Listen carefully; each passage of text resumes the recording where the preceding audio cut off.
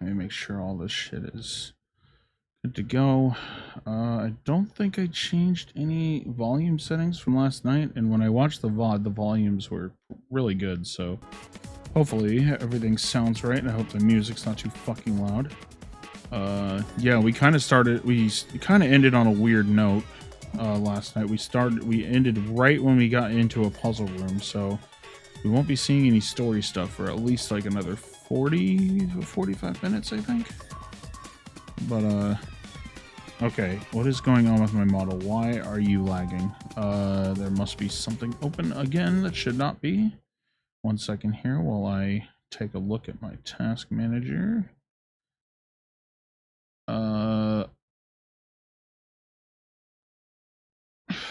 Why is it that always, like, right when I start streaming, it decides to run a fucking virus scan?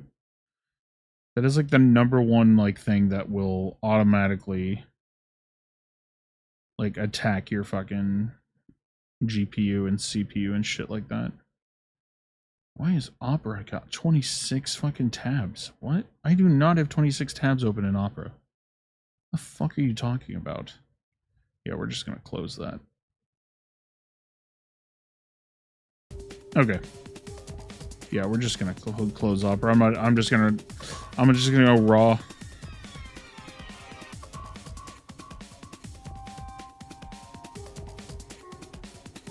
Okay, well, welcome in. You definitely won't, if you're lurking with the sound on, I will make sure that you don't miss anything. I'll make sure to read everything out loud. You didn't really miss too much after you left last night, because all we did was do, instead of taking the number 4 door, we took the number 5 door instead at the beginning. So we just did that puzzle room where the 9th man blew up. So, and other than that, the story didn't really change much yet. The story will change during this escape, I believe. And then, you know, shit'll happen. There's a lot of stuff here. I don't know how we could use any of these. Well, I could say for sure that I do know how to use at least one of these things. Which one?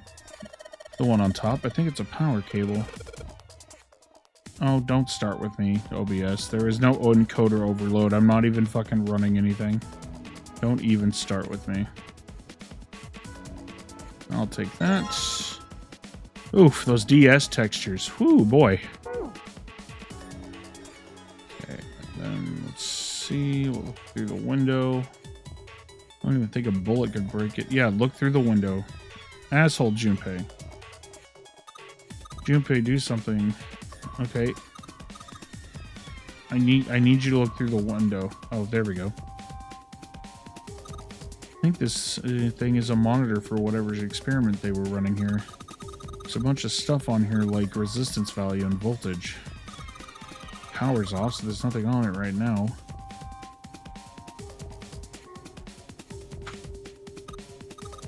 There's cables. Somebody cut the outer stuff off the cables. You can see the wires inside.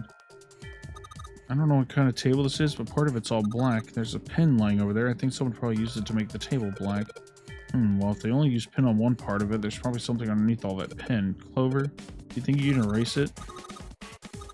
Oh, it's just permanent marker. Junpei, do you know how to erase ink from a permanent marker? Erase ink from a permanent marker. Give me just a minute. I'll be right back. Oh, is there like some cleaning solution or something that we're missing? Oh, would you look at that? How convenient.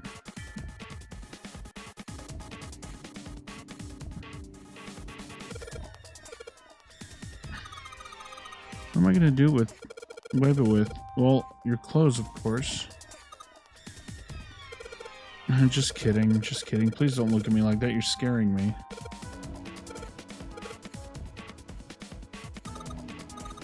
You trust me. I feel kind of special. Okay, so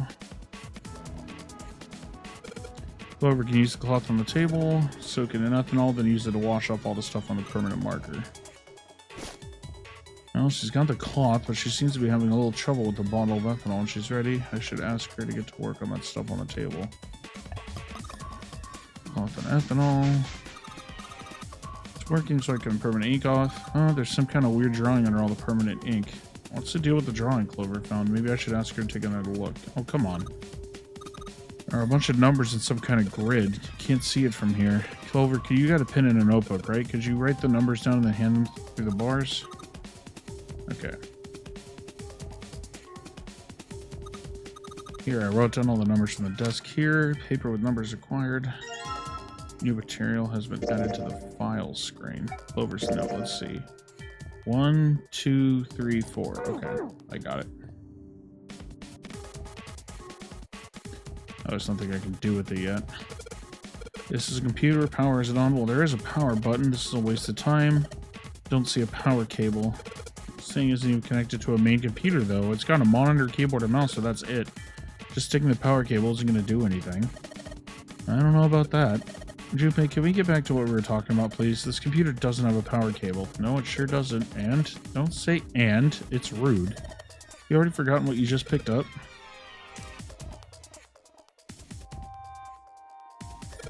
Huh? Well, shoot, I can't use this. What's wrong? This cable has 3 prongs, but the socket only has 2 holes. It's not going to fit, is what I'm saying. In other words, we need a plug to change the power cable to one with 2 prongs. Alright. Clover! Need your help. This is drained for water, huh? Well, there's nothing here. Clover, how are the power cables over there? Huh? What do you mean? Does the plug have 3 prongs or 2? Well, I don't know what you're talking about. Let me take a look. Yes, she does have to kind of crouch down to get a look under there. Cable on the monitor has, it's got 2 of those little metal things. What does that mean? That's it. Okay, can you unplug the cable and bring it here? Okay, but, well, I can unplug it, but it's connected to the main computer. I can't take it over to you. It's okay. Then, well, how about just the plug? What? The plug? Well, maybe it's like more like a connector? Sort of thing that makes the plug with the 3 metal thingies into a plug with 2 metal thingies. Still useless? Not useless. Give it here. That's what we fucking need.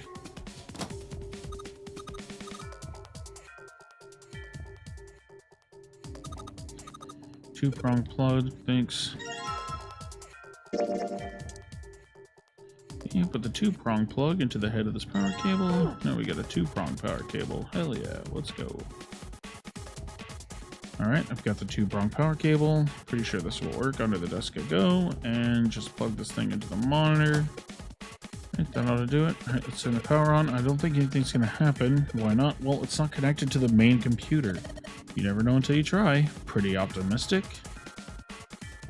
Junpei pushed the button on the front of the monitor. Oh, that worked. With a soft hum, it turned on. Streams of letters made no sense to Junpei. Began to scroll across the screen. He had hoped it would turn on, but he hadn't expected this. Huh? It's running on its own? It certainly looks like it. Isn't that kinda weird? What? Well, it's not connected to the main computer, right? There's just this keyboard and monitor. The only cable connected to this thing is the power cable we just plugged in. So, why is it working? Maybe it's a wireless display. Clearly, this was a reasonable explanation to Lotus. A wireless display? Yes, it connects to your computer wirelessly. Hence the name. Have you been living in a cave, Junpei? Most certainly had not, but... Is that normal? Yes, at least where I worked. Oh. Oh, it stopped. Pass with a colon. Looks like we need to enter a password. Again? There must be a hint around here somewhere. Could you go take a look? Yeah, I'm on it. What are you going to do? I'll see if I can do something about this on my own. On your own? Yep, on my own. Lotus? Lotus pulled over the nearest chair and dropped herself down onto it in front of the keyboard. For a second, she stared at the screen. She kneaded her hands, knuckles popping, and twisted her back left and right. All right. Let's kick some ass. Ooh, yes. Yes. Gimme, gimme. Lotus smiled to herself and rubbed her hands together in anticipation. Then, before Junpei had time to blink, she was typing at incredible speed, the click-clack of keys running together like a machine gun fire, as Junpei watched her hands moving up and down. Wait, what? Didn't expect that, did you? Of course I didn't! You're typing so fast, I can't even see your fingers. Because you're not looking at her fingers, Junpei. Come on, man. We can clearly see what you're looking at. What kind of job do you have? What are you? I'm unemployed at the moment. I used to work for a cybersecurity firm, but Why? Huh? Oh, it was just something. She stopped typing for a moment and her face see. fell. This was not an avenue of questioning to be pursued, Junpei realized, and quickly shut his mouth. Lotus' fingers began to move again, and in a few seconds she was back up to speed. As she typed, more letters and symbols that meant nothing to Junpei began to pour across the screen. Oh, what are you doing now? I'm going to try and brute force it. Brute what? A brute force attack is... Well, the short version is that I just attacked the thing head-on. The long version? Without looking up or slowing down, she began to explain. A brute force attack is one of the simplest ways to break a cipher. It checks every possible combination until it finds the right one. For a complex cipher, it can take a very long time. I'm writing a program that would run an attack like that on its own. It's not the most elegant solution, certainly. But given the circumstances, there isn't much else I can do. You need to give me a chance to look for the password. I mean, I guess you could do it this way, but, I mean, shit, give me a chance. Oh, but back to what we were talking about earlier. Which is nothing? What were we talking about? The wireless display? It's kind of strange if you think about it, isn't it? How do I put it? Well, let's say you write a program that calculates an addition problem for you, all right? So you enter 1 + 1. The screen will show you 2. See? Isn't that strange? No, not really. Oh, come on now. Of course a caveman like you would think it was strange. You said so just a minute ago. You're just not getting it, are you? Who calculated 1 + 1? The main computer, right? You said it connected to the monitor wirelessly. Yeah, but someone who grew up in a cave wouldn't know that, right? They'd probably think that this thing here, the monitor, is doing the calculating. And once they've decided that, they'll start examining this monitor. They might poke the screen or something. Ah, I see the color changes when I press it here. Then they might investigate the hardware on the inside. Oh, I see. So this wire supplies the power. Eventually, they might even cut the wires. Ah, yes. Just as I expected. When this wire is cut, no results appear. Therefore, it must be this device which does the calculations. Oh. But the truth is that, just like you said, the computer is doing the calculating. But these cave people wouldn't know that.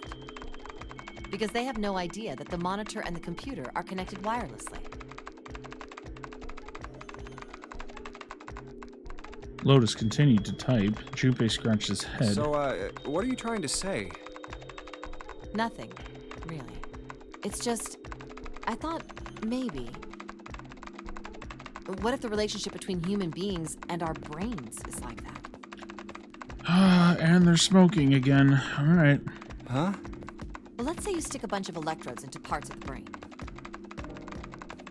A scientist examining the signals they send out might say, interesting.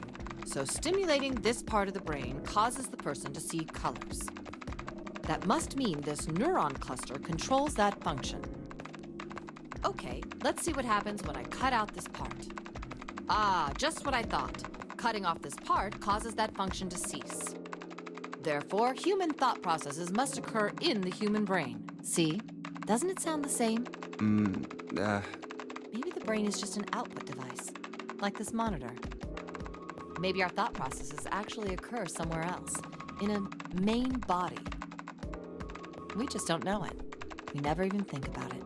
Just like those cave people wouldn't know about wireless communications. We can't imagine that there's some unknown medium that transfers information into our brains, where we experience that information as thoughts.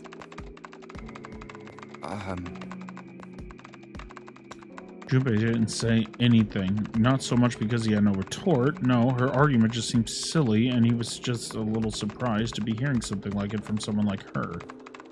The brain is just an output device.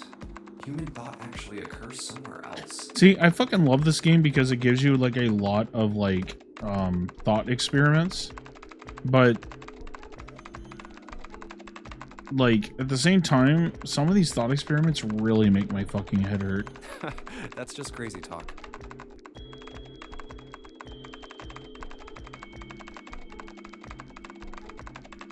maybe that's the cause of Seven's amnesia. Oblivious to Junpei's increasing discomfort, Lotus continued. If memory is actually stored somewhere else, in some sort of main body somewhere, maybe he hasn't forgotten anything at all. He's just having a difficult time accessing his memories because the monitor, his brain, has been damaged. So he has amnesia, and you're just saying words that say that he has amnesia. Huh. I suppose that would explain aphasia and blindsight, too. Perhaps they actually can't speak or see. The monitor just isn't functioning properly. I guess people with prosopagnosia could be suffering from the same thing. Wait a minute. What? I think that's the disease that makes it so that you can't differentiate facial features. Yeah, see, I learned that from medical dramas too. I just don't remember which one. What? You've never heard of prosopagnosia? I think that's what it is. Lotus spun around in her chair to look at him. Junpei just shrugged and shook his head. No. What is it? Well, put simply, it means a condition where the mind can't distinguish. Yes! between faces. Okay, I was right. That is what it is. Okay. In other words, my face would look the same as Clover's or even yours, so they can't remember faces, which is how most people recognize each other. That means that people with prosopagnosia have trouble recognizing even. Or I people just they're remembered close from to. this game. Like I said, it's been a very long time since I've played this, so Usually they can make do by associating there are people certain with other things. certain Their aspects, voices, like the their smaller clothes, aspects I their do hair. not remember. Does that mean other people's faces look like blanks? No, I don't think so. Well, you've seen monkeys, like in a zoo, right? To you and me, all the monkey faces look the same, Wow, Lotus, that's a little even though they've obviously got faces. It's almost impossible for a human to distinguish between them. The zoo staff that works with them would learn to identify different monkeys eventually. But you or I couldn't, unless one had a scar or something else to set it apart. okay, maybe she isn't wrong, but the way she phrased it was just kind of But that's how iffy to people me. look Do you with know what I someone mean? with prosopagnosia. Prosopagnosia. Huh. I didn't even know that kind of thing existed. And, what were we talking about? I guess if you got into like a group of capybaras and you named like let's say you had like 6 capybaras that you just got and you like immediately named them all, like, and you like kept them in a pen outside, the next day you came out, you probably wouldn't remember who was named who. I guess that's fair. The idea that your brain is just an output device, like a monitor. Are you serious about that stuff? Not really. I was just kidding for about half of it. What about the other half? Well, I guess I was just adulting. Yeah, that's my response is Not funny. Hey, Krillin, how's it going? No, speaking of knowing people's names in the house, since I don't know if you know, my avatar's name actually comes from a couple of my pets. Casper is my golden retriever, and Rain is my cat. So there are times where like my dog will get in trouble, and someone will yell at him. They'll yell Casper, and like I'll turn my head like really quick, like in response. So far, nobody's caught on that I do that, luckily. But one of these days, they're gonna be like, "Why do you keep looking over whenever we say Casper's name?"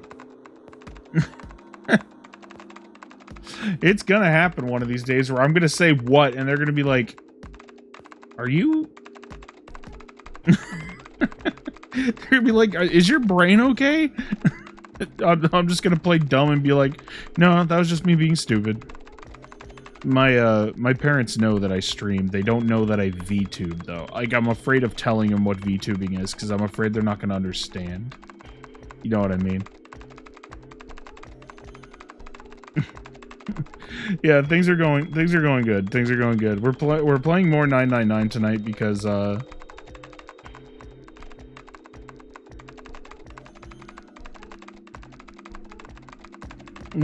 what I do?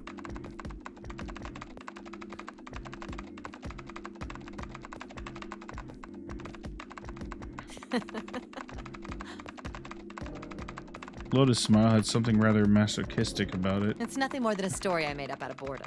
Don't take it Seriously. It was the first thing that came to mind, and I just talked about it to kill time. But looks like I don't need to talk anymore. Why? I don't have to kill time any longer. As she spoke, Lotus raised her arm high and brought it down into the enter key. Oh, then you finished that brute whatever thing? I certainly did. And let's see what we got. Clunks of text flickered on and off in quick succession, then a line of numbers appeared, blinked, and disappeared. The screen cleared, and all that was left was a word accepted. Piece of cake. Dude, no, what? What did I do? I need to know.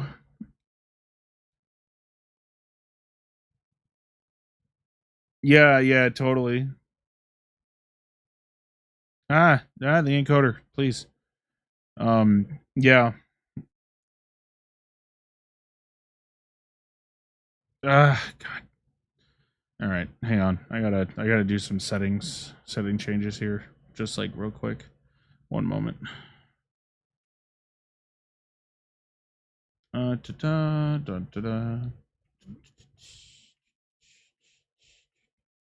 right, let's see if that fixed it. It should be fine.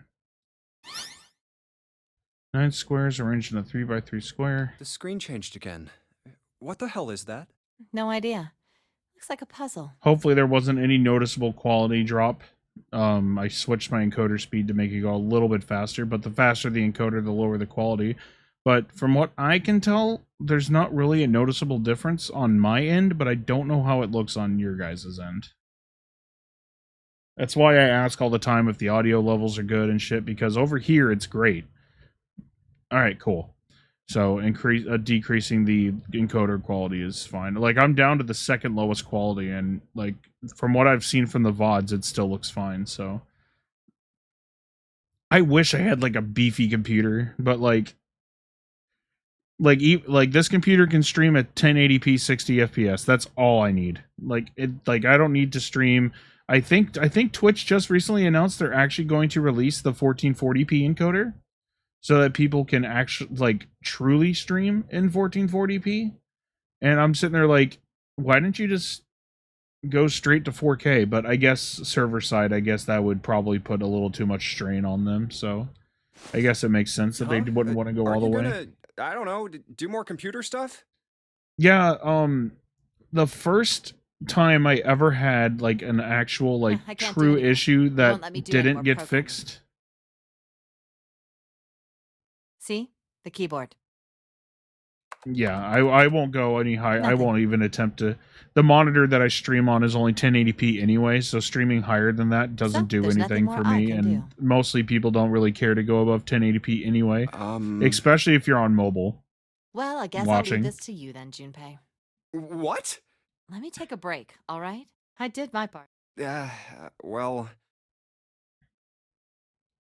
Wasn't sure what to say to that. She certainly had done her part. In fact, without Lotus, they probably would have to run her completely aground. I shouldn't rely on other people so much, Junpei thought to himself. I think to myself, Thanks, I think myself that every time. No problem. And make sure you know when you should thank people. Yes. Now, I better take care of this myself. No more relying on anyone else. Okay, don't do that. Didn't they literally just say that you should learn to rely on others? And then he immediately fucking went and was like, oh, maybe oh shit, what was it? 1, 2, 3, 4.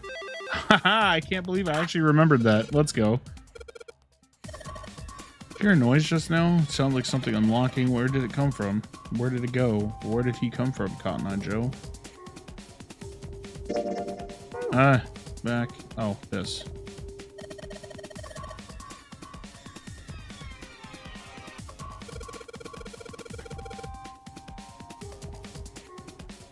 No, but now you have me curious, and now I want to look that up, like, literally right now.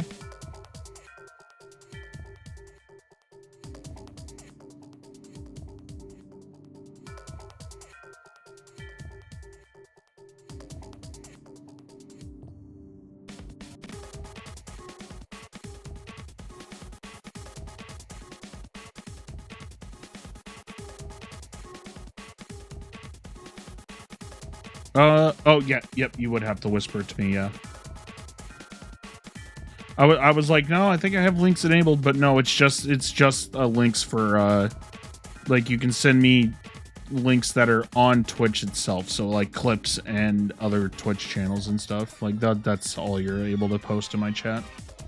In about 2 hours or so, the only thing you'll be allowed to post in my chat will be emotes, because I will be playing the new game from the people that made Danganronpa, and that's going to be an emote only chat, because I do not want to risk spoilers for me or anybody watching the stream. So it's unfortunate, but it is what it is. I've seen more than enough people get games like Danganronpa and this game spoiled for them because of assholes in chat. Like, I don't think I'm a big enough streamer for anybody to target to do that to. But at the same time, they could also target me because they probably know that I don't have mods. So I am the mod. So if a message got modded for potential spoilers, Hey, like, Junpei, do you have a minute? then again, that would be putting my stream on like a 20-second delay so that mods can catch the chat before it gets to me. What's up? I wanted to ask you something. Hmm? Junpei, you went into door 5 with my brother, right? Did you hear him say, like, anything weird? Huh? I don't think so. I don't think Snake said anything strange. Why is she asking me this? Junpei wondered. The more he thought about it, however, the more it made sense. Snake had been gone for a long time. Clover was quite attached to her brother. Of course she wouldn't have been worried about him. Well, let me think.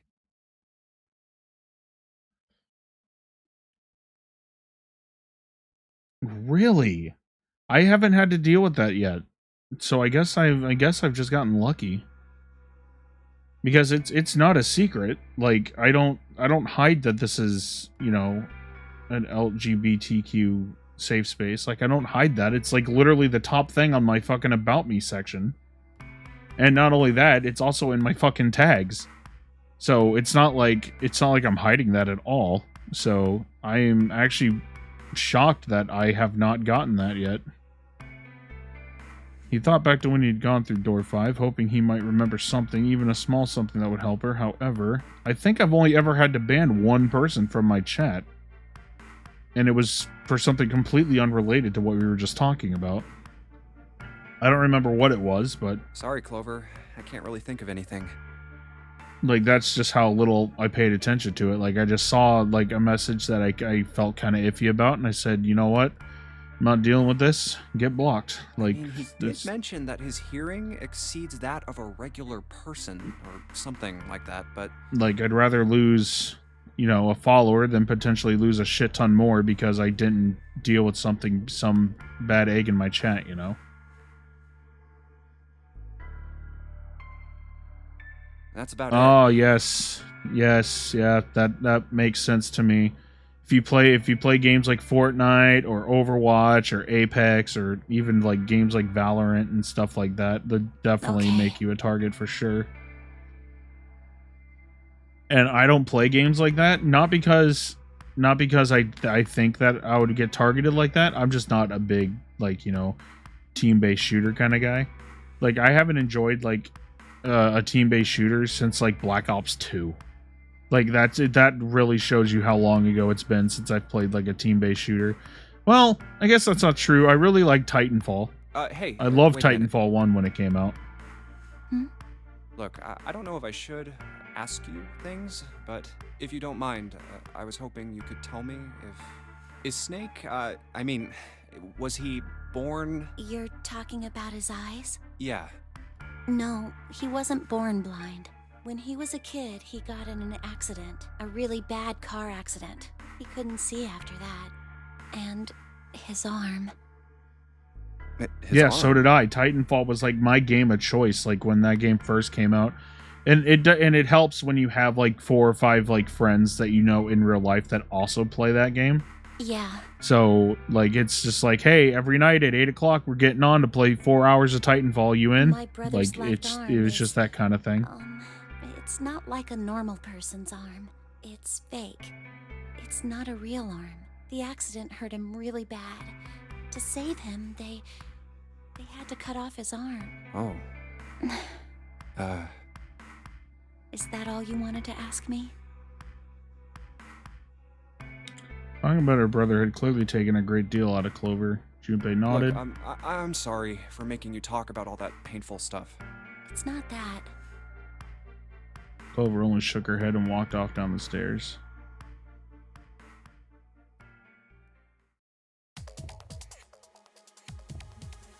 Alright, so...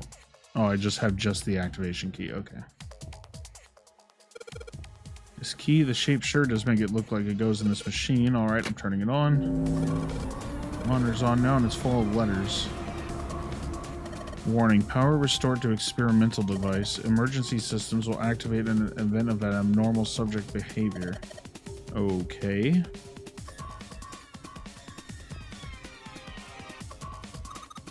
Like an examination table, there's a creepy mannequin in here. It's a monitor, a whole bunch of cables. Junpei, this thing is on now. Yeah, that's because we activated the power on this side. Should I play with it a little? I've never played Titanfall 2 though, I just never had the time. And I think maybe at the time I just didn't have the money either. I just never got around to playing it. I heard it was pretty good though. I think it's working. Nothing happened. Well, maybe she's missed something, so I should look around the room again.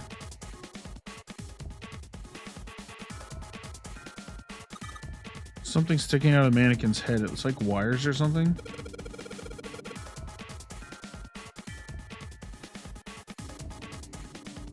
Oh, it sucks when that happens, but there are certain games that, you know, it just doesn't make sense for the company to continue to support.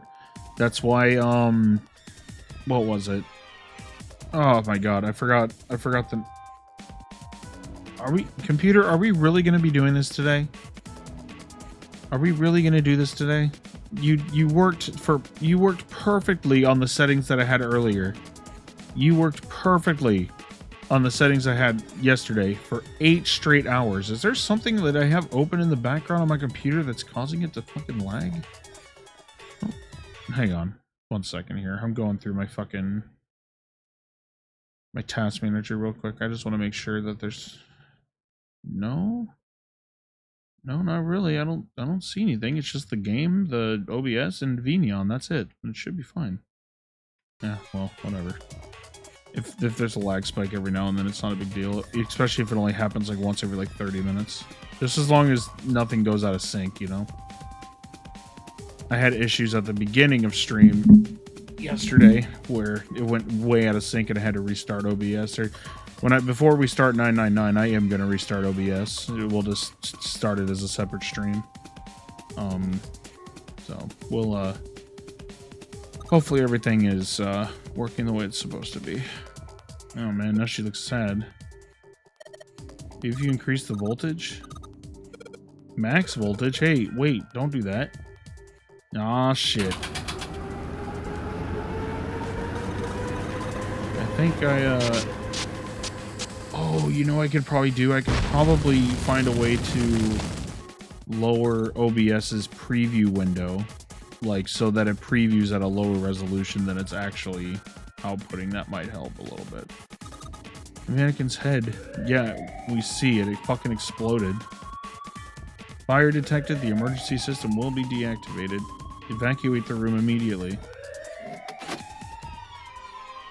Okay. Well, clearly we gotta save Clover. Green light is on. Yeah, so it should be open, right?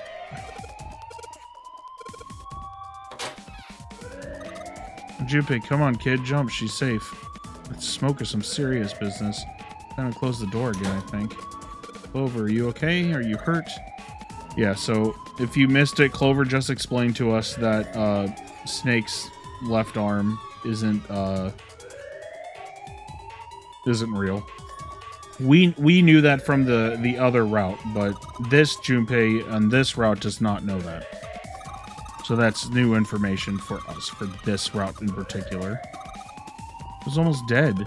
Sorry, I was going as fast as I could. 2 days later, we need to get the hell out of here. Yeah, we opened it. Yeah, the green light's lit. It's got to be unlocked. Let's leave. All right. Yeah, that puzzle room's not too difficult. I've only so far. Actually, you know what? No, I haven't had to use a guide yet.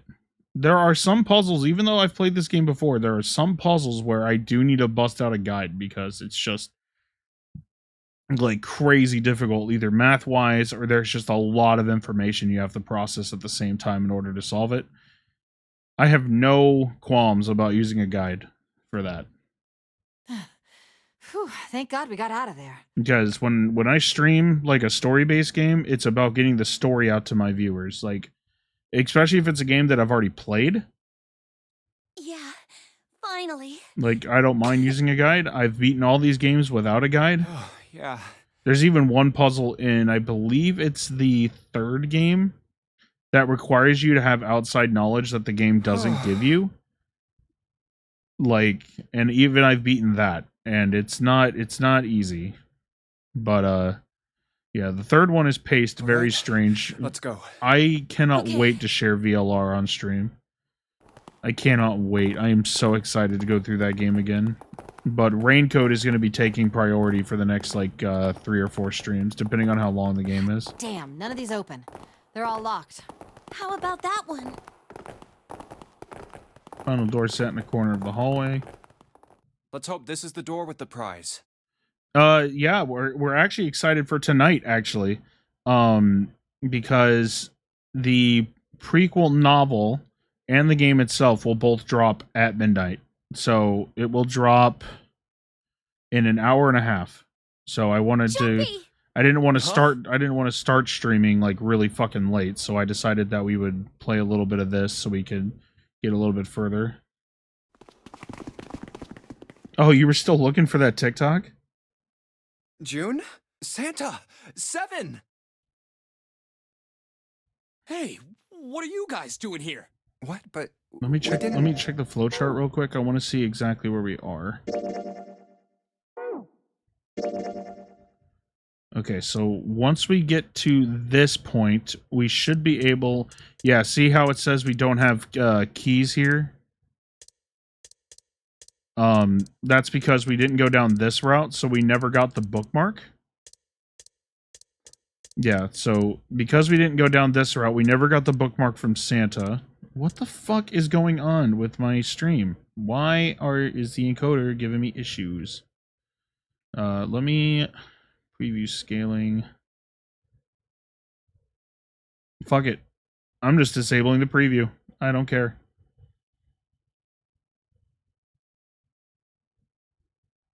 Oh no, is the Discord the Discord command is busted. 1 second here. I'll grab you the Discord. 1 second. Oh fuck yes.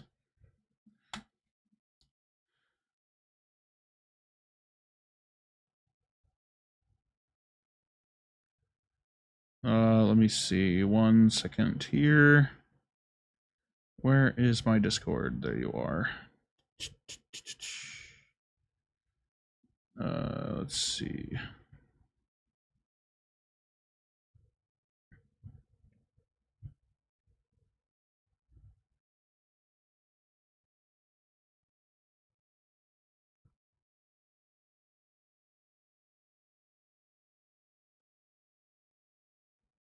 There we go. Yeah, I don't know why I don't know why the Discord command was disabled. I have it like set on Nightbot. I'll have to check that after the stream's over. Okay, so we're gonna see. I can't see shit. My my preview window for OBS is completely disabled right now, so I cannot see shit. So if something is going weird, please just let me know and I will fix it as soon as possible. But I'm disabling the preview window because I want to see if that actually helps my I want to see if that helps it not lag the way that it has been. I don't know why it's having trouble tonight when it wasn't having trouble yesterday. Hey guys, could you come take a look at this? Because I haven't changed anything. Sitting near the end of a small hallway that branched off to the right. The rest of them ran over to her, curious to what she had found. Hey, on the wall. Oh, it's the map. Okay, A yeah, map. we can skip this. Yeah, we can basically skip this until the next selection.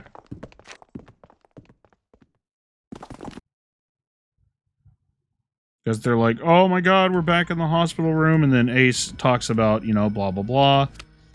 We all remember this. We found the key.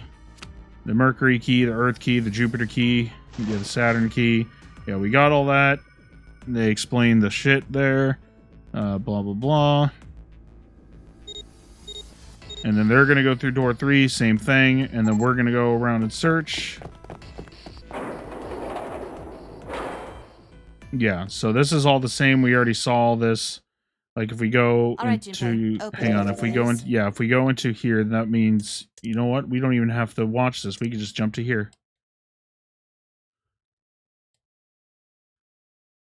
Thank you, flowchart. 1, 2, 3. And remember, All right, 7 pieces. now think about this for a second. The original version of the game, the DS version, did not have text skip, nor did it have that flowchart.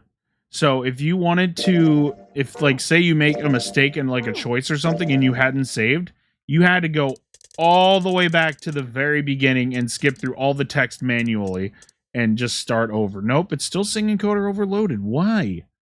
That's not making any sense to me whatsoever. I do not get it. I don't have anything extra on.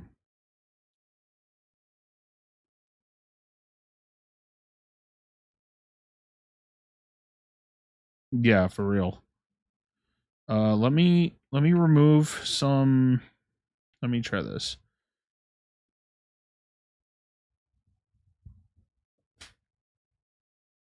Oh, you know what? It might be the fucking background video from when I was fucking playing my DS games. I don't know. That wasn't giving me trouble yesterday, but I'm not going to risk it today. Let's go ahead and just remove that. Remove this. We're going to remove some shit here. Keep that reactive PNG thing there just in case I need to use it at some point. And what is this? What is this fucking media source here? Oh, it's my fucking... I remember. Yeah, we don't need that. Okay, so I guess we'll see if that works. Let me check the Discord real quick.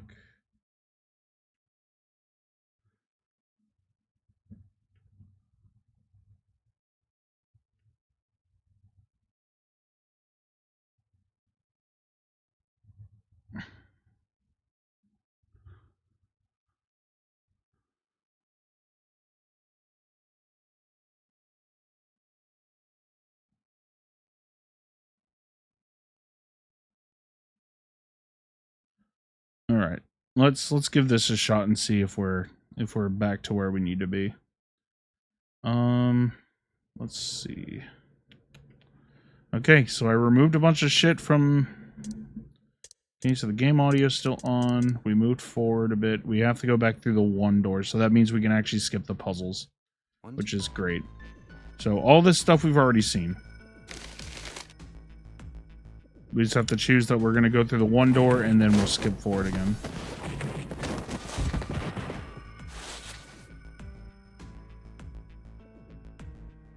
Yeah, so we want to go through the one door again.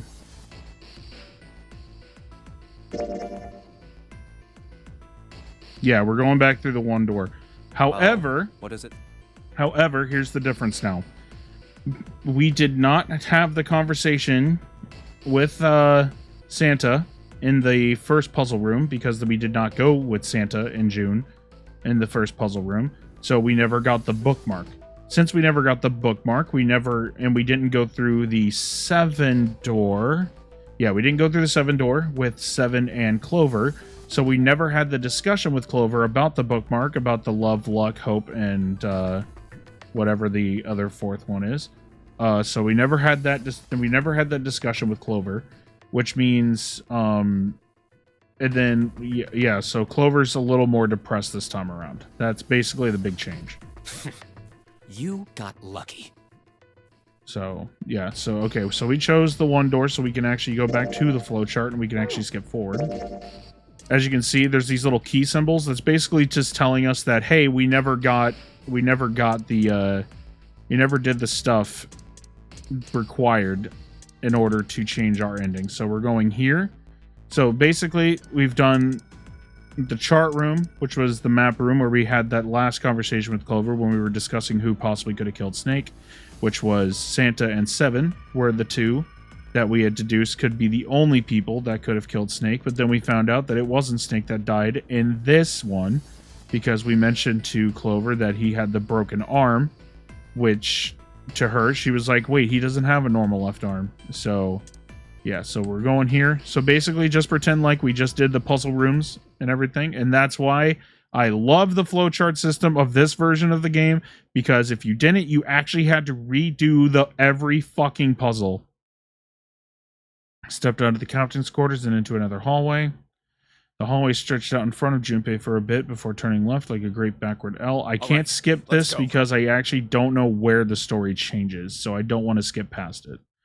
But we did just shave off like an hour and a half to 2 hours by just skipping ahead. He ran and ran and ran. At the end of the hallway was a door. That's the next door. Made straight for it. Wait, piece of paper. Oh yeah, that's the yeah, that's gonna be the map, so yeah, we can skip that part. I'm keeping an eye out for when he says, hey, where the hell's Clover? Yeah, here we go. Clover's nowhere to be seen. What the hell is she up to? Yeah, here we go. Junpei muttered angrily under his breath and took off back the way he'd come. He stopped around the corner. He saw her. He was standing in front of the door to the captain's quarters, her hand on the doorknob. Huh? Junpei watched. She closed it gently and quietly. What the hell are you doing? Nothing. What do you mean, nothing? Clover had unconsciously put her hands over the pockets of her jacket as if to try to hide something. What the hell is that? She did this last time too. What? You've got something in your pocket. What is it? Oh, this? What the hell? Come on, we gotta hurry. See, but this time she didn't tell us that she picked up the note. She didn't even try to lie about that. She just basically, as she did, he caught a glimpse of her back. Huh? Clover, what's that on your back? Sticking up from her collar was something that looked like a big wooden stick. A stick? Hey, Clover, what the hell's that thing on your back? She didn't respond. Instead, she quickly turned the corner and disappeared. Okay, so it changed. It changed already. Is she ignoring me? For crying out loud. Junpei did his best to convince himself that it would make sense later and ran after Clover.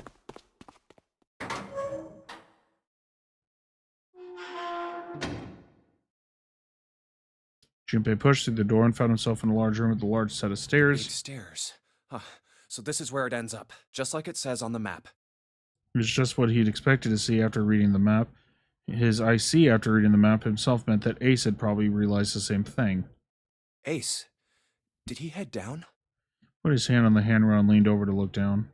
Oh, there he is. Look, the 4 others are there too. Not just Ace, Santa, June 7, and Really? Lotus as well. Let's join them.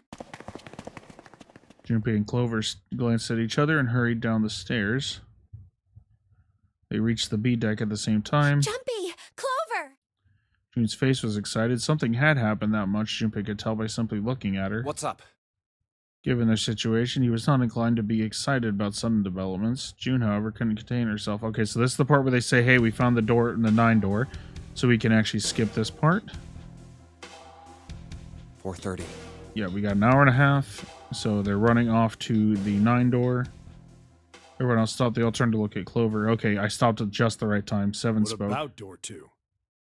Door 2 is the only one we haven't gone through it, I mean. Yes, that is true. Are you guys okay with that? Not investigating it, I mean? So what? We found door 9. We don't need any of the other doors. What's the point? Huh? What's the point in going to door 9?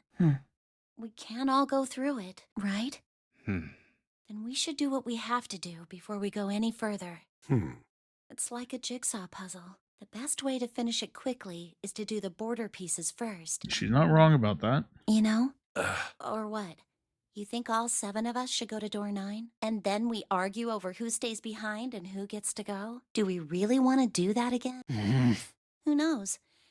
If we check out door 2, maybe we'll find something. Maybe we can find a way to get all of us out. Huh.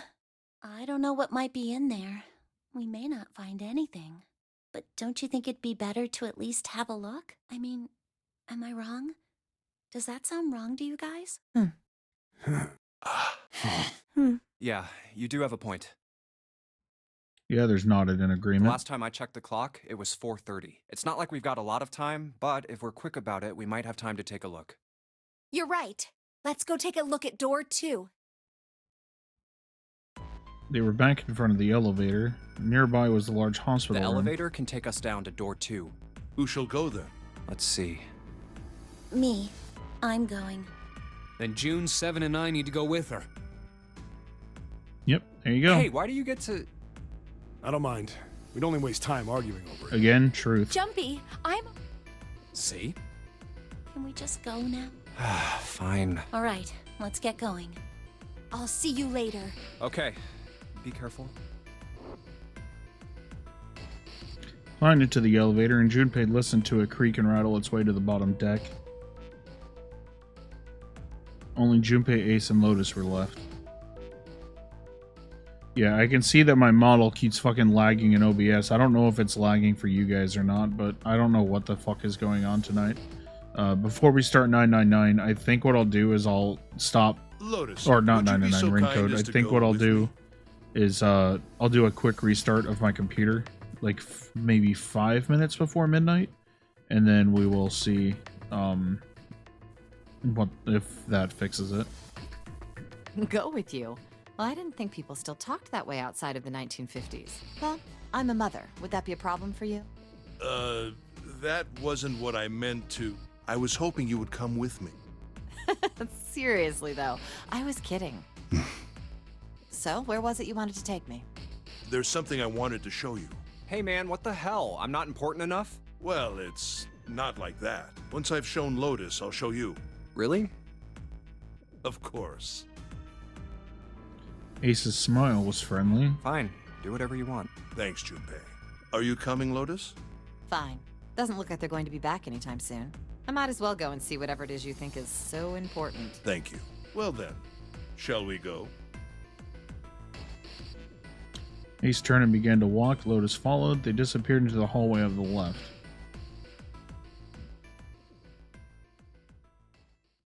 Time seemed to drag as Junpei waited for the others to return.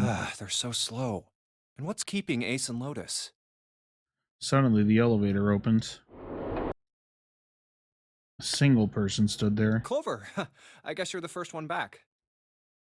It was only Clover inside. He didn't see the rest. Yeah, Lotus is a mother.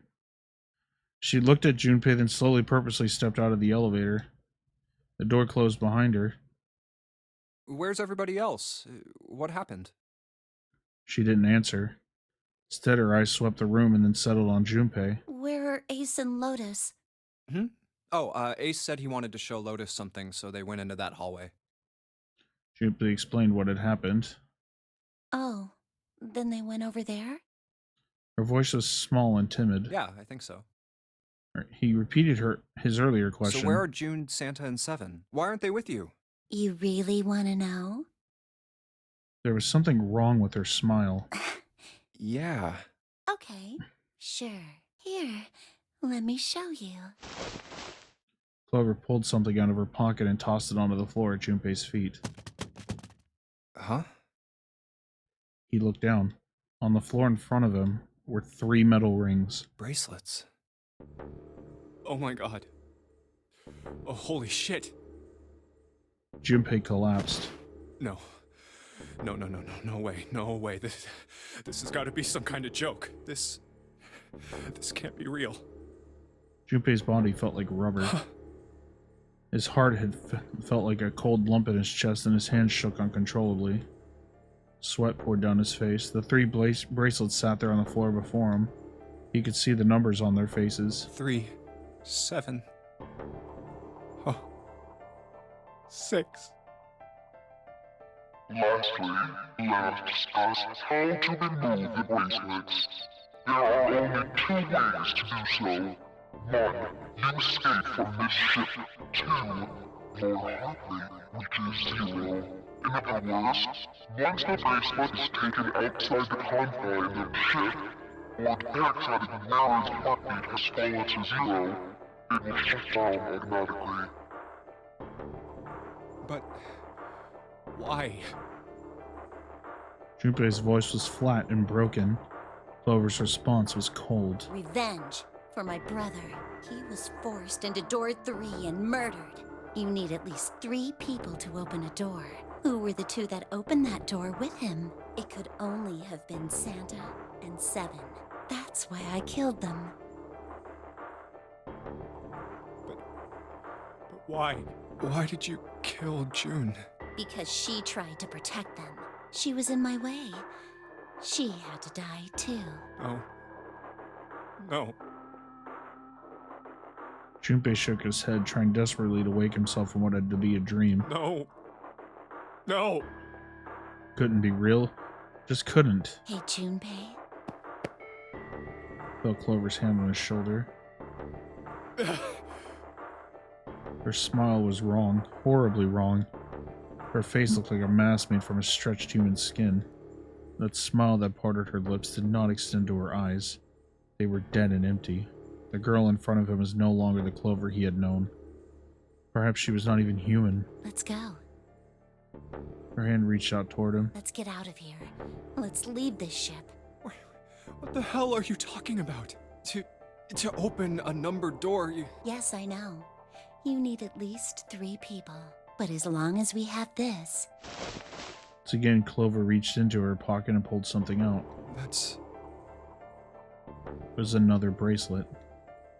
Junpei could see the number on the face. 0. The 0 bracelet. You've got something in your pocket. What is it? Oh, this? This is... See? You get it now? If we have the 0 bracelet, we can leave. You and I can open door 9 with just the 2 of us. See? So let's go. Come on! Hurry up! Shoved out her hand again. Junpei looked up at Clover. She had the face of a demon, but there was something else. There was a holy light that surrounded her. She was both a fierce god and a benevolent goddess filled with love. Junpei? Her voice was soft. Her eyes weren't empty anymore. They were deep, so deep Junpei could feel himself falling into them. He felt dizzy. There was something oddly bewitching about her. His mind was beginning to crack and his heart began to melt. Junpei. The hand she was offering him, it looked so soft, so inviting. Clover. Junpei reached out with his own trembling hand and closed it over hers. Yeah?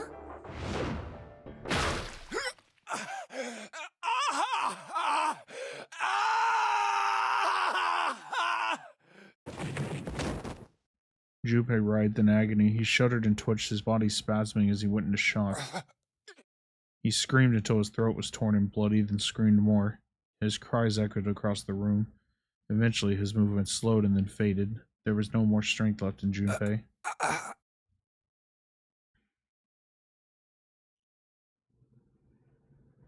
He could feel his body begin to go numb. He no longer felt pain. No longer felt anything. Whatever Junpei had been was gone. The last remnants of his mind began to fade. Even as his vision faded to nothingness, he saw Clover. Thanks, Junpei. I'm just gonna borrow this, okay? Her smile was cold. What was left of Junpei's conscious mind drifted away. All that was left was a twisted, broken corpse.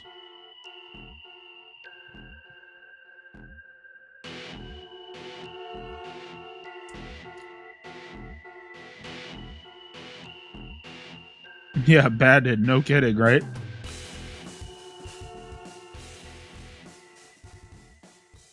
No, that's a true ending. Game's over. No, I'm just kidding.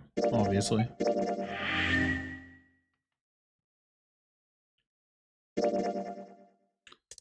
Alright, so we got the axe ending. Alright, so let's see. What is the next recommended route? Because we still have plenty of time, I think. If we skip things, I think we have plenty of time. So we have to go here.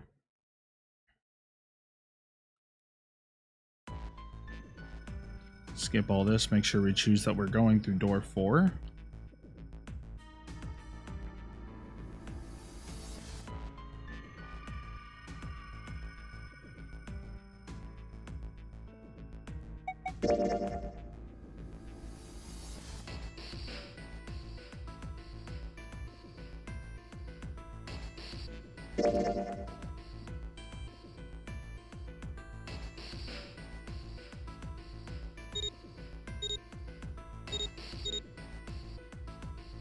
Now then. Okay, that should be fine there. Yep, and it says we have the key, so that means that worked. So, what is the next door? 8. Okay, so it's another door we've already gone through, so we're going through 8.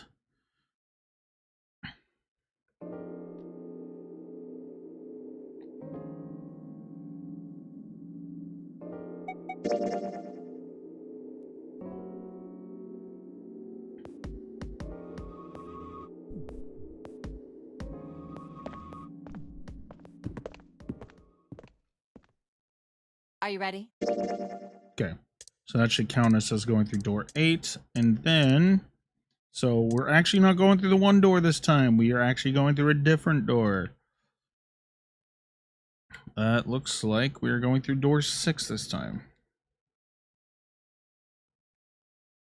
1, 2, 3, 4. All right, 7 pieces. So we can skip this until our choice.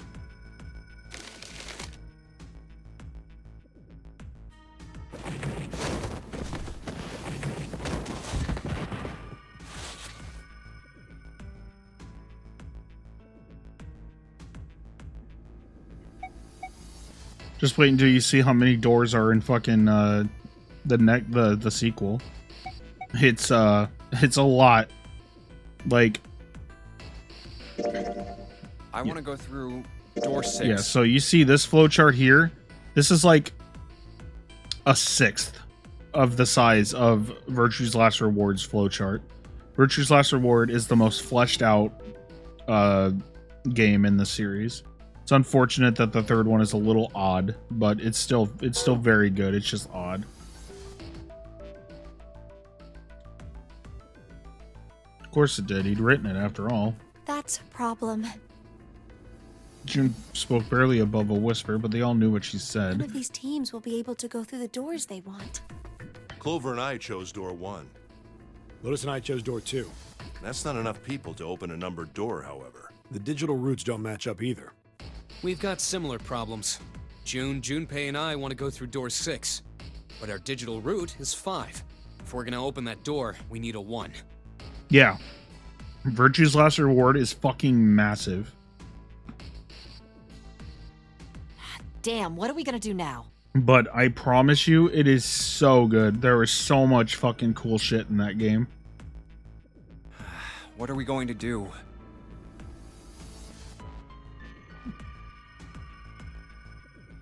Yeah, so this was a DS title. The Virtue's Last Reward was a 3DS title. So there's also a graphical improvement to Virtue's Last Reward as well. And I think the voice acting is actually better. So it's just an improvement in every way. Also, the puzzles in that game are so much fun. These puzzles in this game are fucking like baby mode puzzles compared to what VLR has.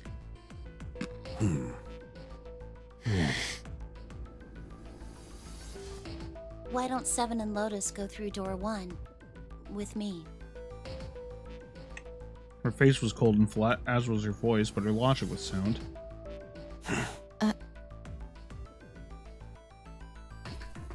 I don't remember what puzzles we're going to be doing here. First problem resolved, Ace spoke up. What about me? Isn't that obvious? Wasn't one of the teams just complaining that they didn't have a 1? You mean I should join Santa's team? Yes. Clover nodded, her face still cold and emotionless. Her attitude and posture could not have been more different than the energetic girl of only a few hours ago. No one seemed to really contradict her.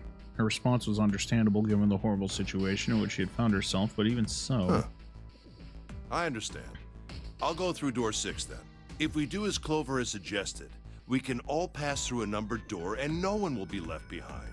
This seems to be the most reasonable solution. 7, Lotus. What do you guys think? I don't have a problem with it. Me either. All right then, we're good to go. See you later. Oh, Wait, if we're Clover, don't with move on your own. if we're with Seven and Lotus, I know what the next puzzle is. Oh, I'll be going too then. Yeah, be careful. We should get going as well. Oh wait, no. Maybe I'm not going with Seven and Lotus. Maybe I am going with Ace. Oh, yep. Nope. I am with Oh, fuck. Okay. So, I'm gonna admit it here. If it's the puzzle I think it is, I'm busting out a guide.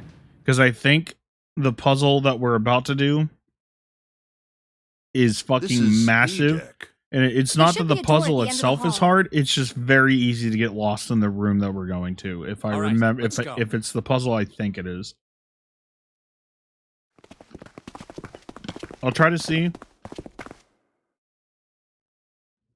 No, I'm not a cheater. I've already beaten the Here it game on is. my own. I You can guys use ready? a guide if I want to. Yeah. Then let's get to it. Yeah, if it's the puzzle I think it is, then I might. Like I said, I'm gonna give it a shot without it, but like I said, it's also very easy to get lost in this room if it's the one I think it is. Hey, I found it. It's right there. I love that they stopped drawing out the whole finding the dead thing. They're just like, fuck it, they found it. Like, we're not gonna blow up 4 characters like right off the bat just because.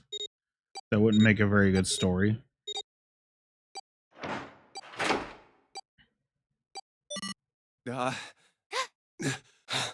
It's Countdown had ceased, but Junpei's heart was still pounding in his chest like a frantic, thunderous drum.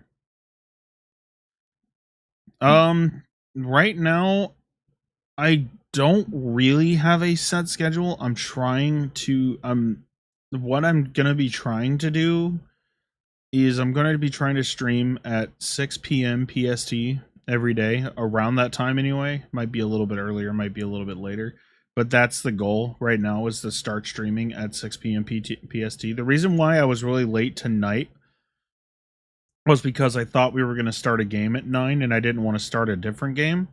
So we were going to start a little bit later. But yeah, for now I want to stream around 6 p.m. PST, and I want that to be like the baseline of when I stream. And I'm going to try to do that every single day.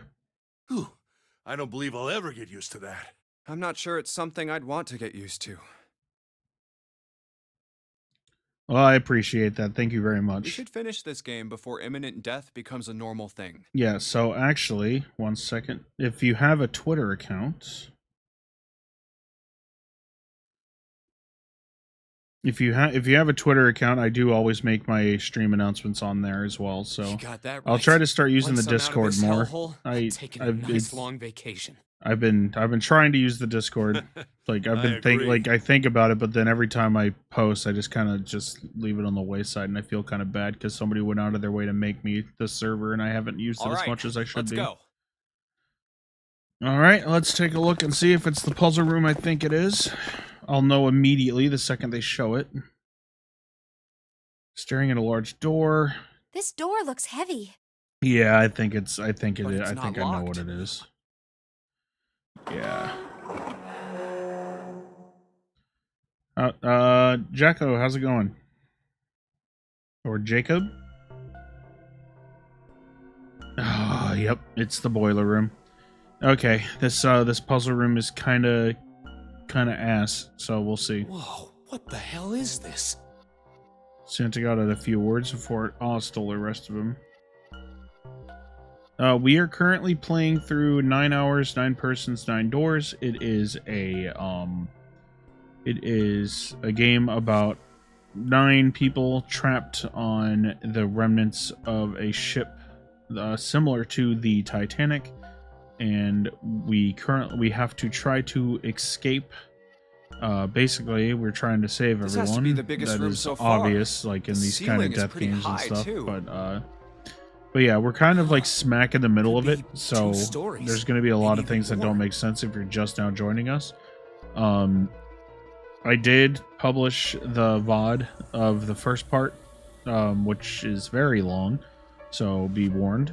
The first part of the VOD, or the first VOD, is about 8 hours long. But in about an hour or so, we are going to actually be switching games, and we're going to be playing the new game from the creators of Danganronpa. We are going to be playing Raincoat here in about an hour. This We just needed space could be to- utilizing the entire needed to length kill of some the time. ship. What's that huge Kamaboko-looking building in the middle? Kamaboko?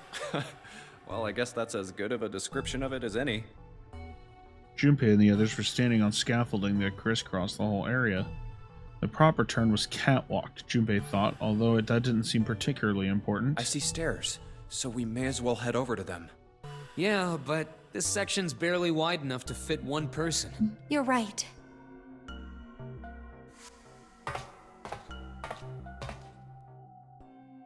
Whoa, you can't even tell the shape when you're this close. Let's check out the other side, too.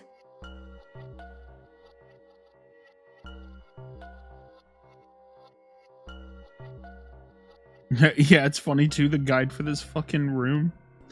Austin, the guide for this room says exactly what I just said, that the puzzle isn't hard, it's just that it's very easy to get lost in this room. This looks to be the steam engine room. The steam engine room? Yes, that thing that looks like a cross-section of a mushroom is the boiler. What is up with your guys' descriptions? You see the 3 round doors near the bottom? Like I said, I'll try to do this without using the guide, but Coal if I is have to put fall into the those guide, and then I burned, will. which heats the water, producing steam. Because I do remember this The one being same thing that very hard drives a to steam remember, like where you're at. This one is simply somewhat larger. I see. Yeah, so Doesn't we'll finish appear one to more be ending and running then we'll right get now. ready for rain code. Entire room is silent as a grave. All right, let's... Then all of a sudden, Junpei heard a noise behind him. He turned just in time to see June collapse to her knees. Hey, what's wrong? Are you all right? He dashed toward her and wrapped his arms around her shoulders to steady her.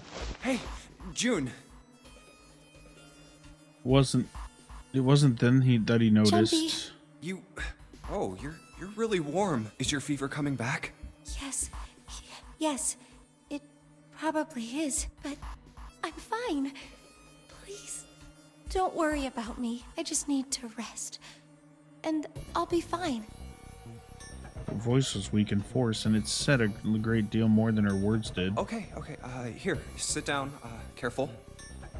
Junpei carried her to the nearest wall and propped her up against it.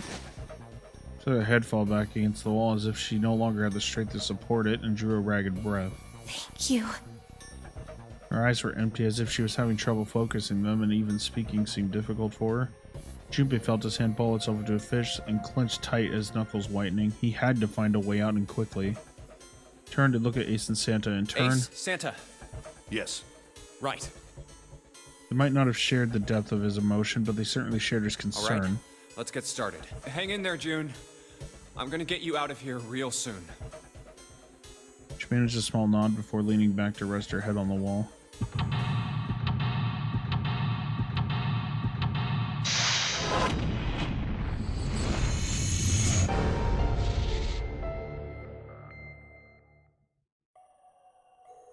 Yeah, so this room is absolutely fucking massive.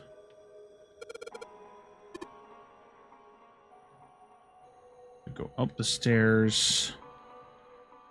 The doors to the furnace, there's an A on it. Alright, let's get the sucker a twist. It's noisy, but it opened. It's totally pitch black in there. We should go in here. Alright, let's go. This looks like the door we went into. Where are we? Must be on the other side, yes. Which would put us directly above the conveyor belt. At any rate, we should keep moving. There's a great deal we've yet to investigate.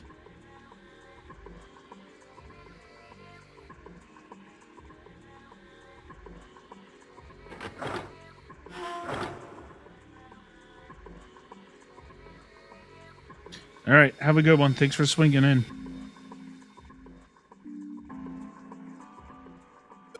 Alright, let's give this wheel a spin. Oh, that's weird. I don't feel any resistance. Ah, shit.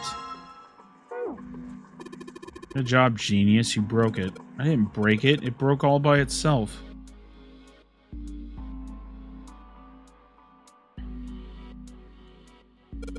Yeah, I'm no good. These little shafts are too small for this big hole. It's like throwing a hot dog down a hallway, to be honest.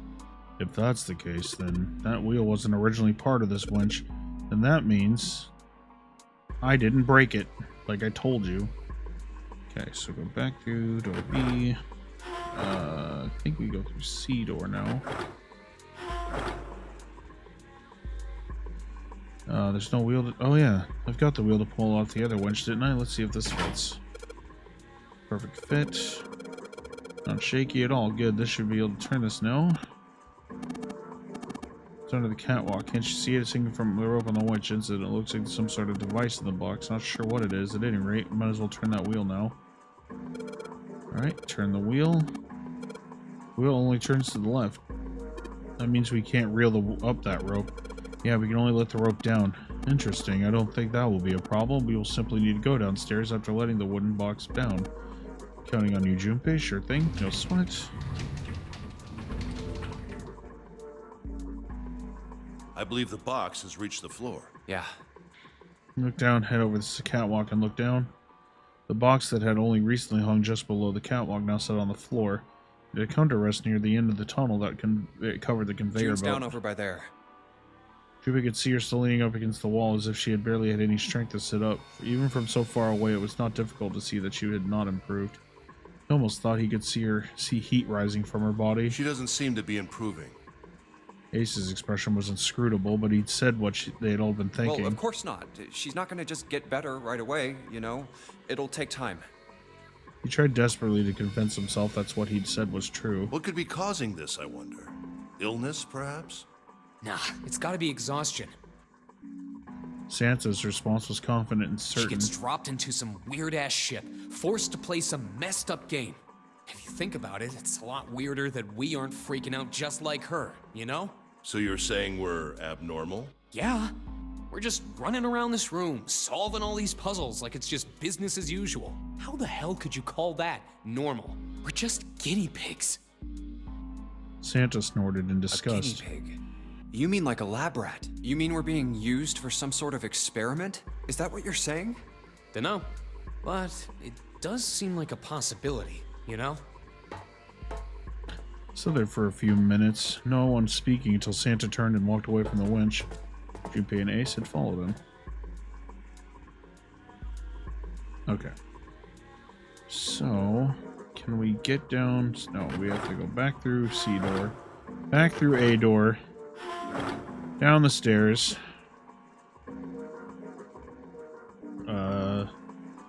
Yep, here it is.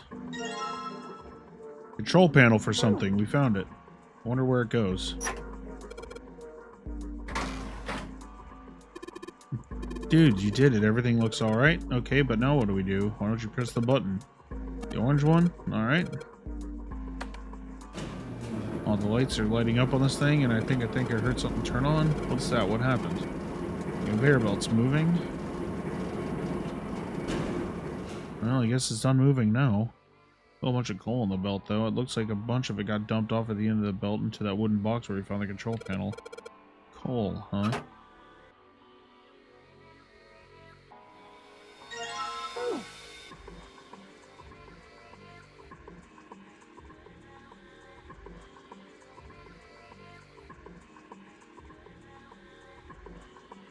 Alright, Krillin, have a good one.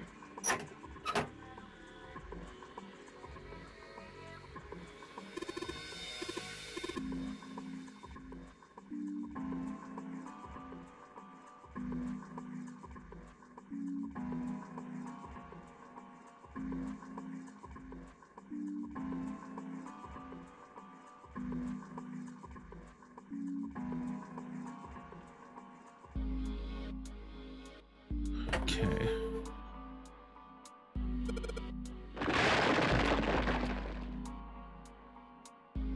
Right, that's the last of it. No coal left in the wooden box, and nothing. Great. Well, I guess I should have expected that. Why would just throwing coal into a cold furnace do anything?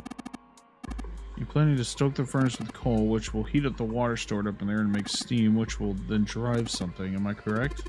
In other words, you want to generate enough pressure with the steam to power the turbine and drive the steam engine? Well, in that case, this isn't enough coal. The furnace is enormous, so we're going to need a whole hell of a lot more coal than this. Alright, well, man, I didn't even see her walk up. Are you feeling up to that? Yeah, right. You look like you're one stiff breeze away from falling over, June. I think you better rest some more, okay? No arguing. You need to rest. So you just stay there and we'll handle this. All right, time for some manly work. Let's get the coal into this furnace. Ah!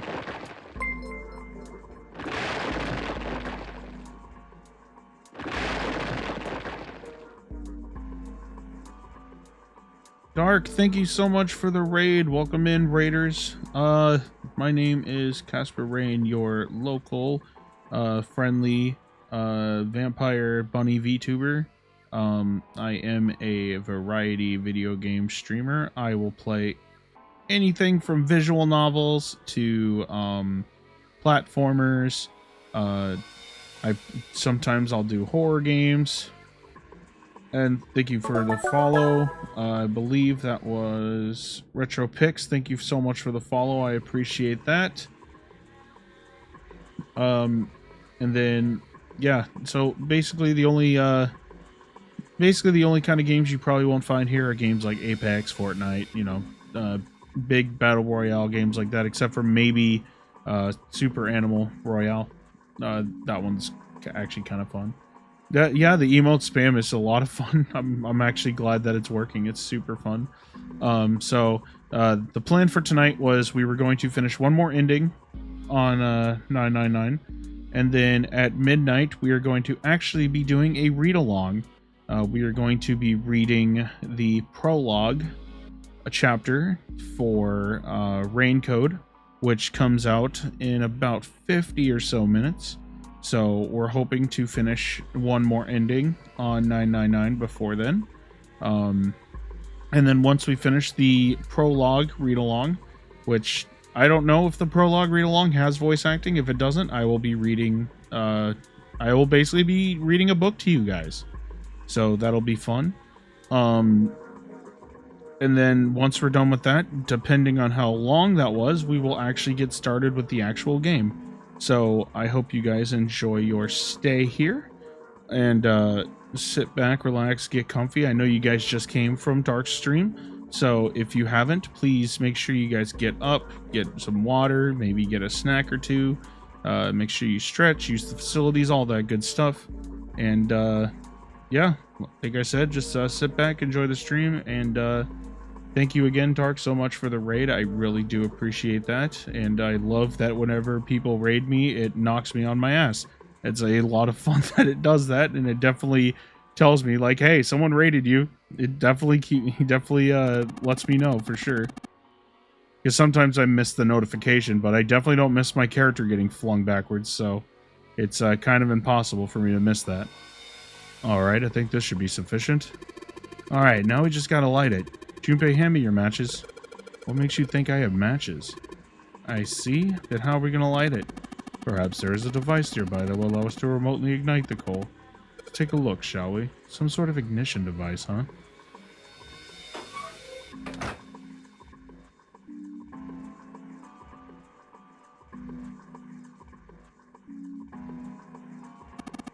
Having an off night. I have a bunch of stuff to do tomorrow.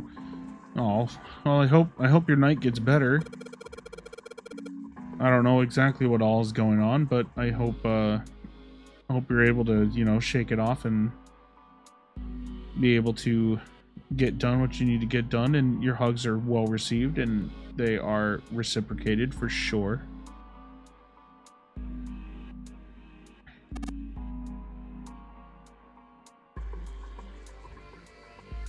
Oh, duh, it's up here. It's this thing. I think it might be. Probably is. I think this is how we ignite the furnace. There it goes. I heard it. There's big gears turning under the boiler here.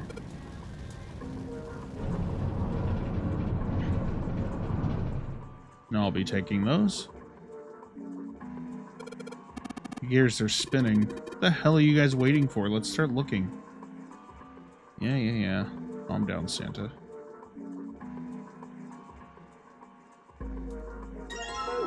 I'll take that.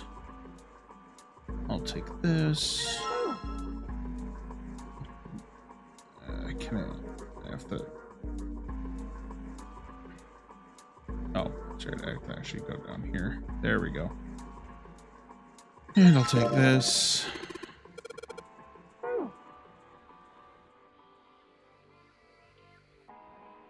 Here we go, and it's...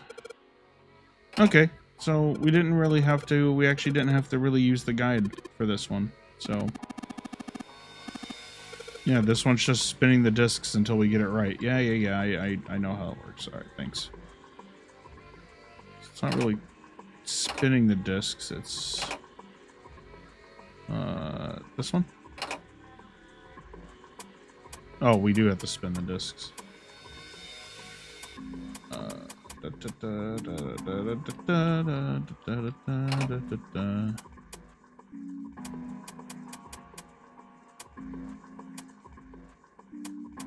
Like, oh boy. Oh boy. Of course, I got all cocky, and now,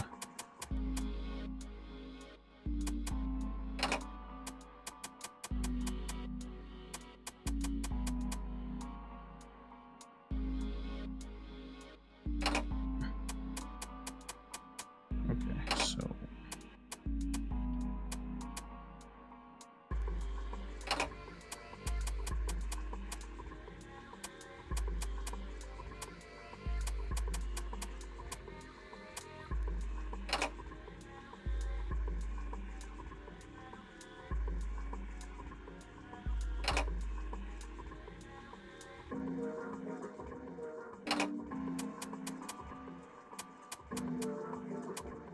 Oh, wait, I think I got it.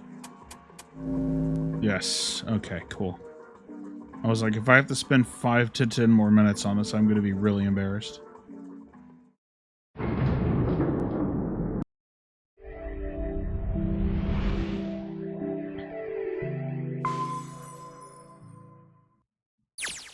Yes! The door's open! Given the circumstances, Junpei's happiness was certainly understandable. Ace seemed to share his excitement. All right, Junpei. Why don't you go get June now? Santa and I will keep an eye on the store. Santa snorted. Why do we need to do that? Even if it shuts, we know how to solve the puzzle now. We could just open it again. Well, I suppose that's true. Shall all three of us go and collect June then? Nah, I'm cool. I'll let Junpei handle it. Well, thank you, Santa, for actually catching on the, So are you only interested in being contrary? Yeah, for real. Ace sighed with the air of a long-suffering parent. All right, I'll go get June. I'll be right back. Give a quick nod to Ace and Santa and dashed off down the stairs. Before long, he was back on the first floor next to the conveyor belt and June. Oh, Jumpy! As he drew closer, she stood up and Are slowly... you okay? He did his best to sound calm and nonchalant, but there was no hiding the genuine concern in his voice. Yes, I'm fine now. I'm sorry I made you worry. June blushed. He wasn't sure if she was embarrassed or still feverish. Let me check. Just to make sure, he reached out and put his hand against her forehead. Good. You're feeling a lot better. First base. She was feeling far less warm than she had earlier, but she still wasn't down to what seemed to normal to him. Are you sure you're all right? He had to be sure. June gave him a look. Oh, you're such a warrior, Jumpy. Oops, I mean, warrior. June giggled. He wasn't sure if she just made a joke or not, but seeing her smile again made Junpei feel at ease. If she was well enough to smile and laugh, then she really was feeling much better. He gave her a friendly poke on the forehead. All right, let's go. Go where? Oh, right. I didn't tell you. We got the exit open, so...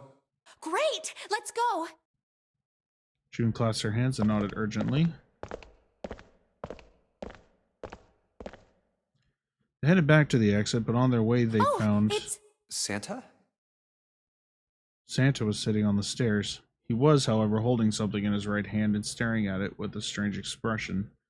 Junpei and June slowed down and finally stopped in front of him. What are you looking at? Santa answered without looking up, his voice quiet. It's a photo. It's my sister. Sister? Santa, you've got a sister? Santa simply nodded. Yeah. Kid was cute as a button. June cocked her head, confused. She was only about an inch tall then? Santa glared at her. Sorry. I guess an inch is a little large for a button. Probably more like a half inch. Santa didn't smile or laugh. Sorry. Why are you looking at it? He simply turned back to his picture and I spoke. was her Santa Claus. Wait, what? This sudden revelation took Junpei by surprise. He had no idea what Santa meant. He glanced at June, who had shook her head. She didn't know either. Have you ever heard the story of the two Santa Clauses? It goes that a long time ago, there were two Santas. One of them wore white, and the other one wore black. The white Santa gave presents to good kids, and the black Santa played tricks on bad kids. They went on like that for a while, but eventually the black Santa's tricks started to get worse and worse. Pretty soon, the white Santa couldn't stand it anymore, and he stabbed the black Santa to death. When he stabbed the other Santa, the white Santa got blood all over his clothes, and that's why, these days, his clothes are red. You could say that red is all that's left of the black Santa. Junpei was silent. He could think of nothing to say. June was staring at Santa, sadness playing on her face. He continued. I wonder which Santa I am, the white Santa or the black Santa. Huh. Aw. All right, let's go. Santa stood up suddenly, his downcast demeanor gone. He shoved the picture back in his pocket and headed back up the stairs, taking them two at a time. Huh? Junpei and June looked at one another. There was nothing they could think of to say. Hey, what are you two doing? Let's get moving, come on! Santa's voice echoed across the room from above Let's them. go. Yeah. They nodded and followed him quickly up the stairs. Ace was waiting for them at the top. He was leaning against the handrail. He looked very tired. Oh, you're finally back. Door had shut, but it wasn't cause for concern. Sorry we took so long. Junpei quickly solved the disc puzzle a second time, and the door opened once again.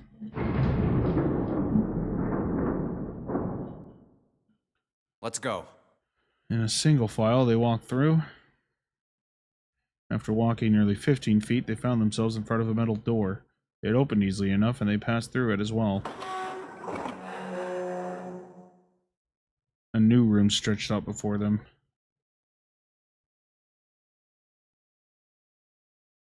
Huh. Is this a warehouse? No, I believe this is the cargo room. This must be where they store all of this vessel's freight. There are wooden crates everywhere. I wonder how old they are. Junpei, Ace, and June had stopped unconsciously, pausing to take in their new surroundings. Santa's voice broke through their momentary trance.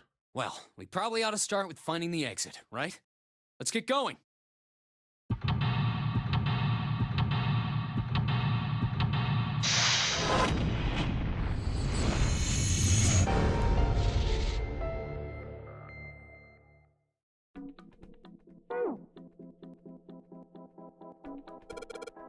Bunch of bags here. I wonder what's in them.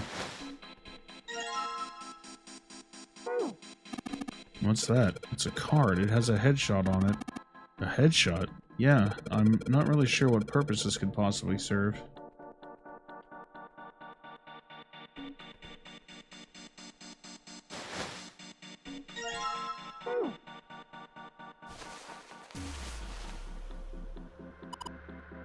Three crates here stacked like stairs. If we climb up there, I think we can get over the fence.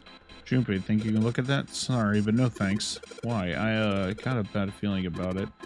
Pussy. Okay, fine. I'll go. Please be careful, Santa. Yeah, but just in case. Wait, what's he gonna do with that screw? I don't see what throwing a screw at a fence is. Holy shit. Oh, there's electricity running through that fence. Looks like it. Then we can't get through the other side. Well, we could jump off those crates, but we wouldn't be able to get back.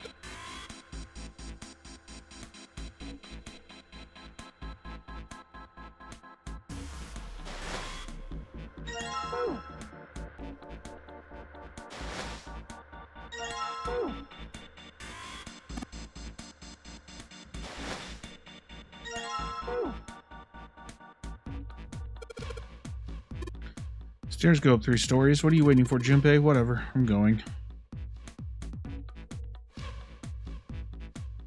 Nope. Okay, nothing up there. Wait, no. Maybe there is something up here. Hang on.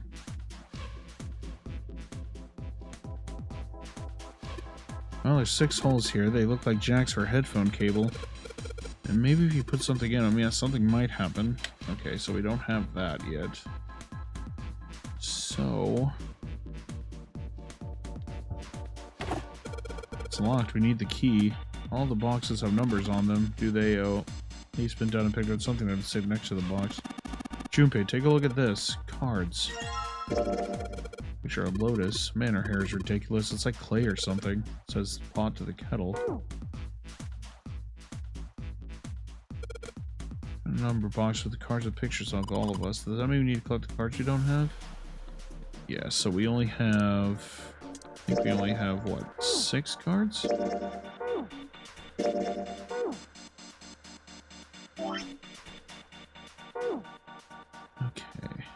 Oh, there's 2 more. Junpei and June. Okay, so we're missing 1 card then.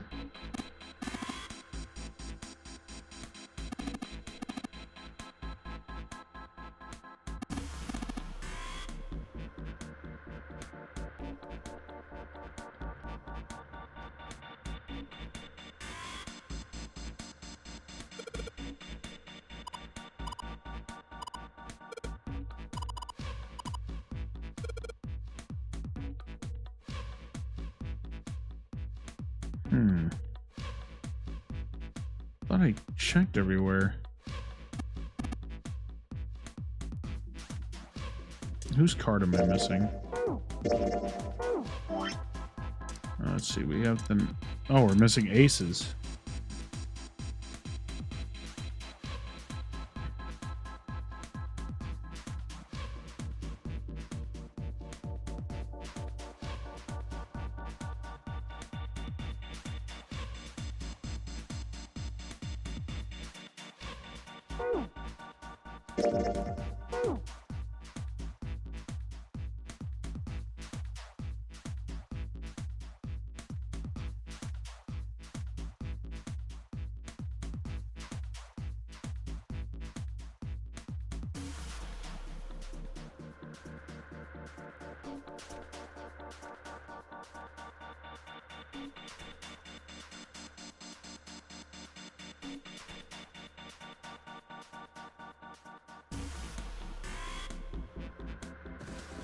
Aha, there you are, Ace.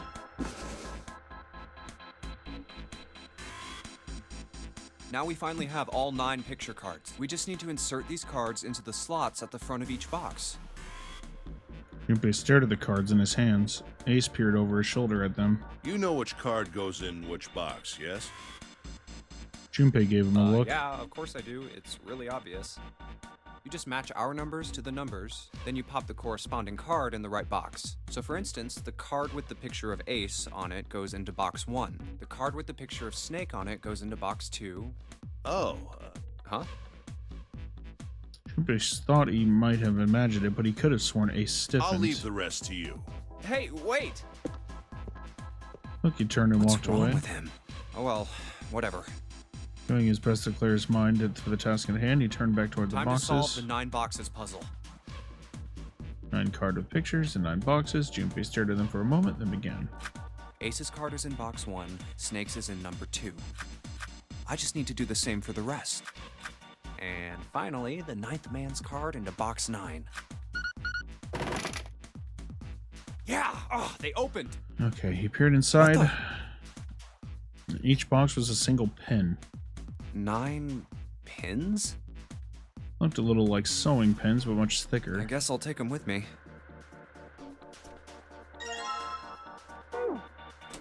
Okay.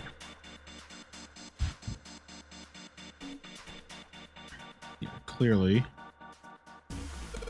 6 holes here, and it looks like the pins I just found would be a perfect fit. The ones you found in the 9 boxes, right? Well, why don't you try it? Alright, let's see what happens. I think 2 and 4 and 6 should go here, the top part, and 3, 5, and 7 on the bottom. Well, some of them lit up. Yeah, 3 and 6. I wonder if there's some kind of rule that determines which lights go on. Well, I put 2, 4, and 6 pins on the top part, and the 3, 5, and 7 pins on the bottom. You think it might be the digital route? Well, digital route of 12 is 3. Therefore, light 3 turned on. 3, 5, 7, 15. Digital route of 15 is 6. Therefore, light 6 turns on. The light that matches the digital route of the pins inserted at the top and lower parts will light up, so that's how it works. Oh, there's one other thing I'd like to check. Well, if he wants to try, so he's more than welcome to. You put 1, 2, and 3, and 6, 7, 8 in the bottom. It turned off. 6, 7, 8 is 21. Digital route of 21 is 3. Therefore, 3 turned off. 6. Therefore, 6 turned off. Okay.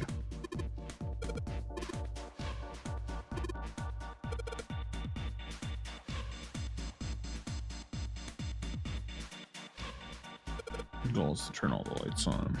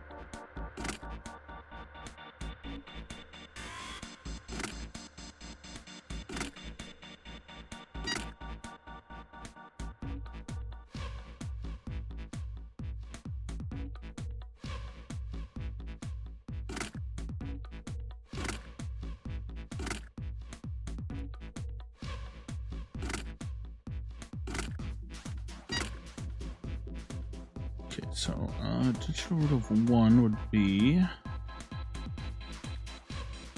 think 4, 5, 4, 5, 1. Yes. So 4. Wait, I have the okay. 4, 5, and 1. That makes a digital root of 1, and then a digital root of 9. So I need 18. So 9. So 972. Yes, 972. All right, cool.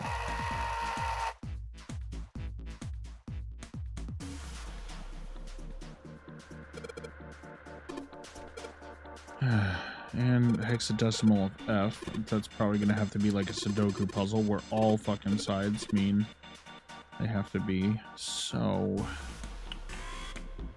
yeah, 2.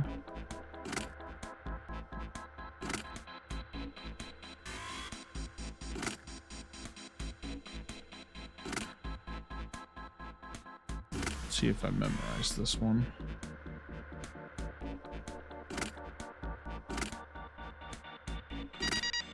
Let's go. Power's on.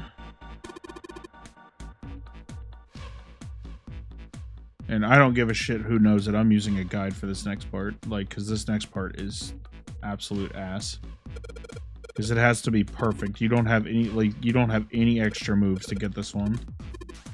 Yeah, so basically we got to push boxes around, and it's an absolute monster of a puzzle. Like, this is probably the hardest puzzle in the game right here. Yeah, line up the crates, blah blah blah. Sorry that I'm skipping. It's basically just telling us puzzle instructions, so I don't mind skipping them.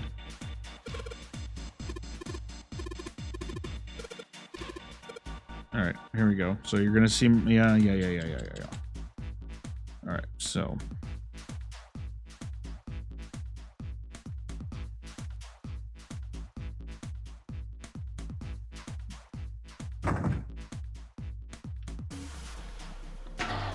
Whoops. Okay.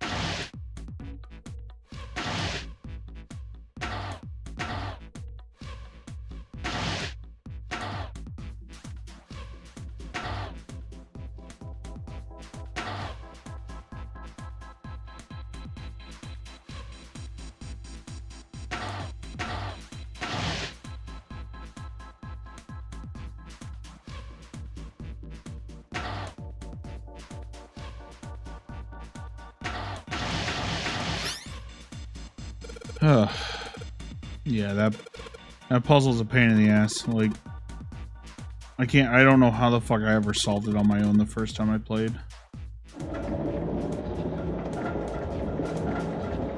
Oh, it's almost time. We only got 24 minutes until Rain Code releases. Oh, I'm so excited.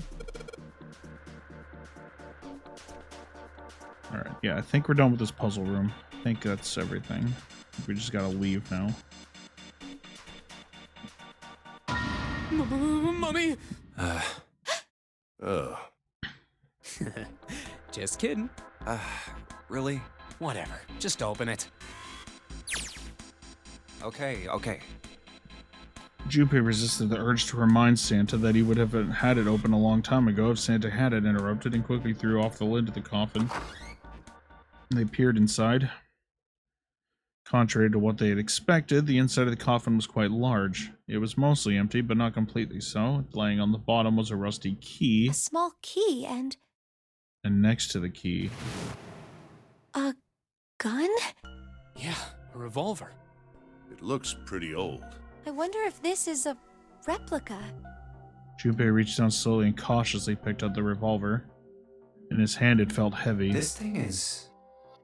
Checked the cylinder. There were 6 Are bullets. these real bullets? The barrel was rifled, and nothing seemed to be blocking it. As Ace had said, the gun was a very old one. However, it appeared to have been very well maintained. If it was a real gun, Junpei thought it would most likely function perfectly. If it was real... Oh, if this is real? Oh. Holding the gun made Junpei feel unpleasant. Carefully, he placed it back in the coffin. You're not gonna take it? Of course not. All something like this is gonna do is cause more trouble. It's a powerful weapon that gives one person a huge advantage. Something like that would be way too dangerous to have around. We're in enough danger already. Yeah, I suppose you're right. Maybe Zero put this gun here, hoping that something like that might happen. In other words, maybe he put it here to make us fight each other. In that case, we should most certainly leave it here. I, for one, have no desire to let Zero control me. Me neither. The others nodded. They had no desire to be under Zero's control either. Okay, we've got that figured out. But you aren't gonna leave that key in there, are you? Of course not. We'll take that with us. Junpei picked up the rusty key and slid it the top of the coffin back in place, the gun back where they had found it.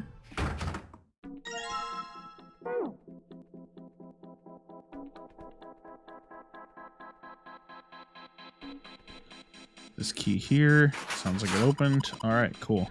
We are done with this room.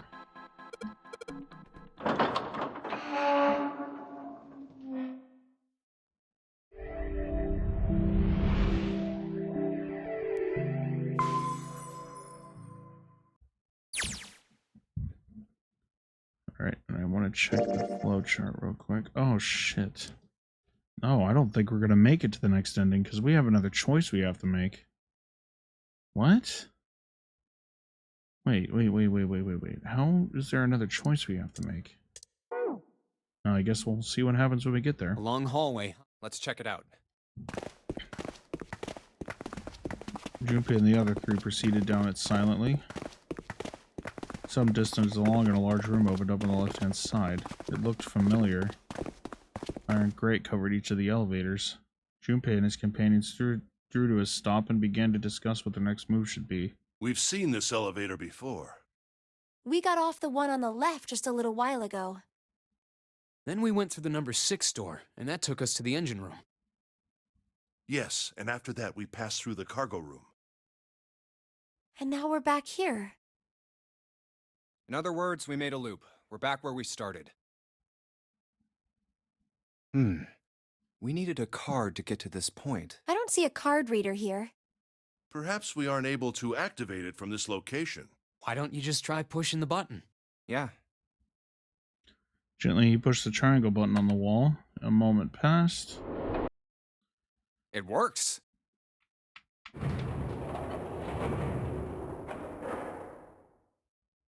The elevator door opened and then eventually shut again. I think so. Pushing the button had apparently restored power to the elevator. Good. Now we can go back if we need to.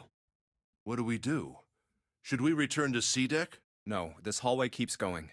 Even if we do end up going back, I think we should see what's down there first. I agree. Let's go. Decision made, Junpei and his companions left the elevators behind and continued down the hallway. Sometime later, Looks like it ends here. Santa, who had been walking several paces in front of the rest, stopped suddenly. Only one door. They searched around just in case. There isn't anything else. It's the only way to go. It was the door or nothing. All right, let's open it. Junpei took a deep breath, readied himself, then grabbed the doorknob and pulled the door open.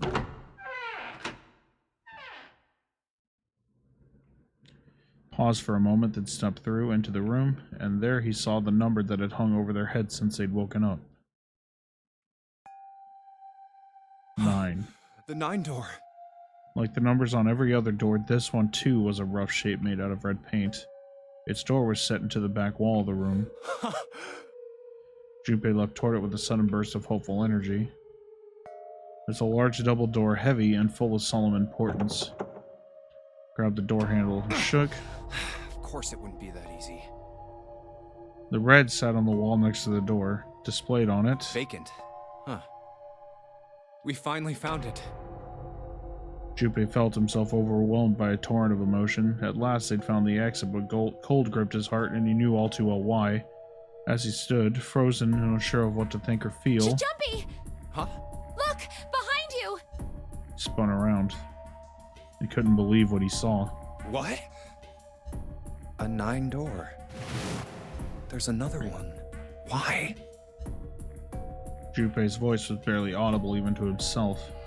He stumbled toward the second door as if somehow compelled. It was a small single door.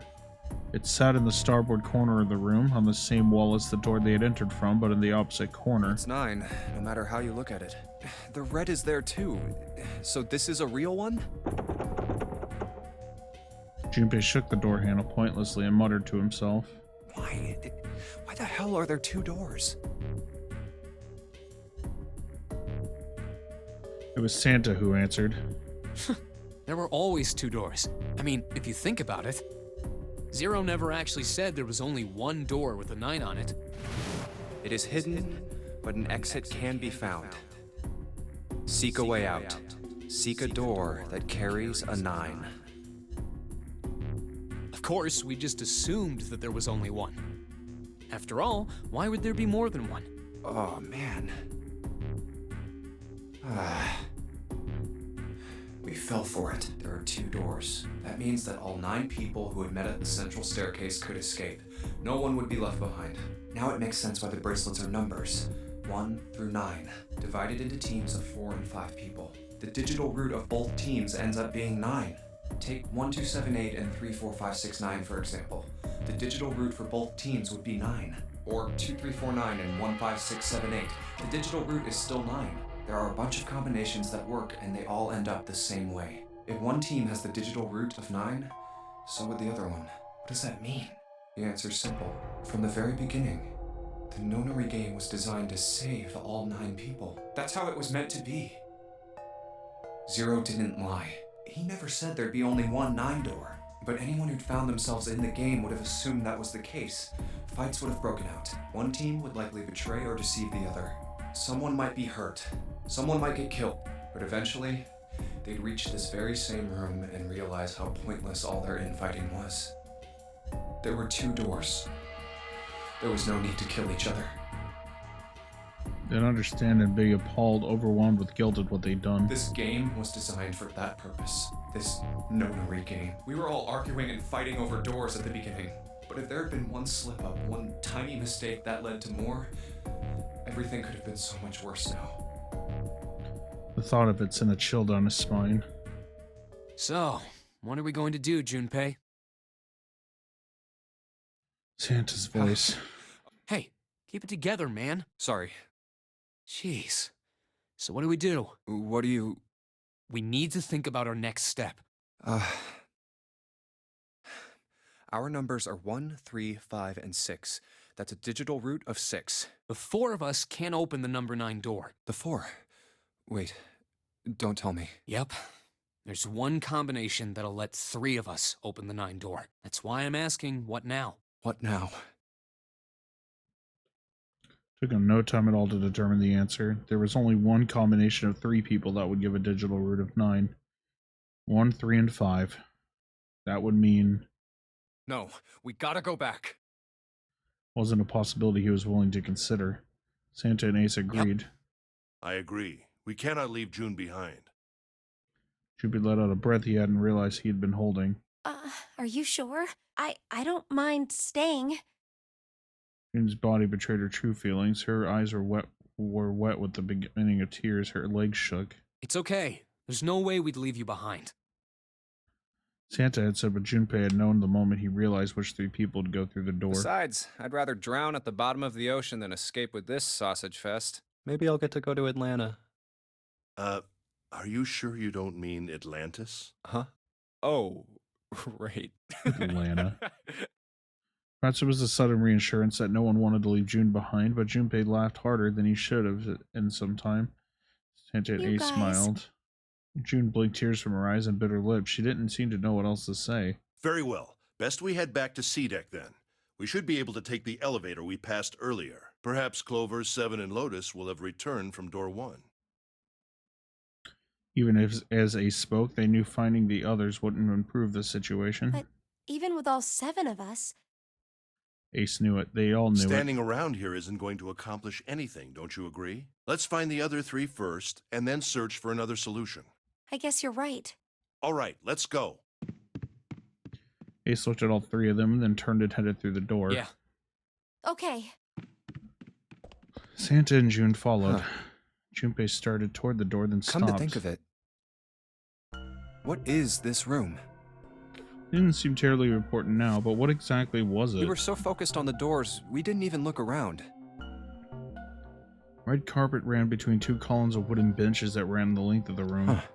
It looks like it's set up for some kind of ceremony, but what kind? Facing the 9 door was the carpet leading to the bow of the ship, and at the end...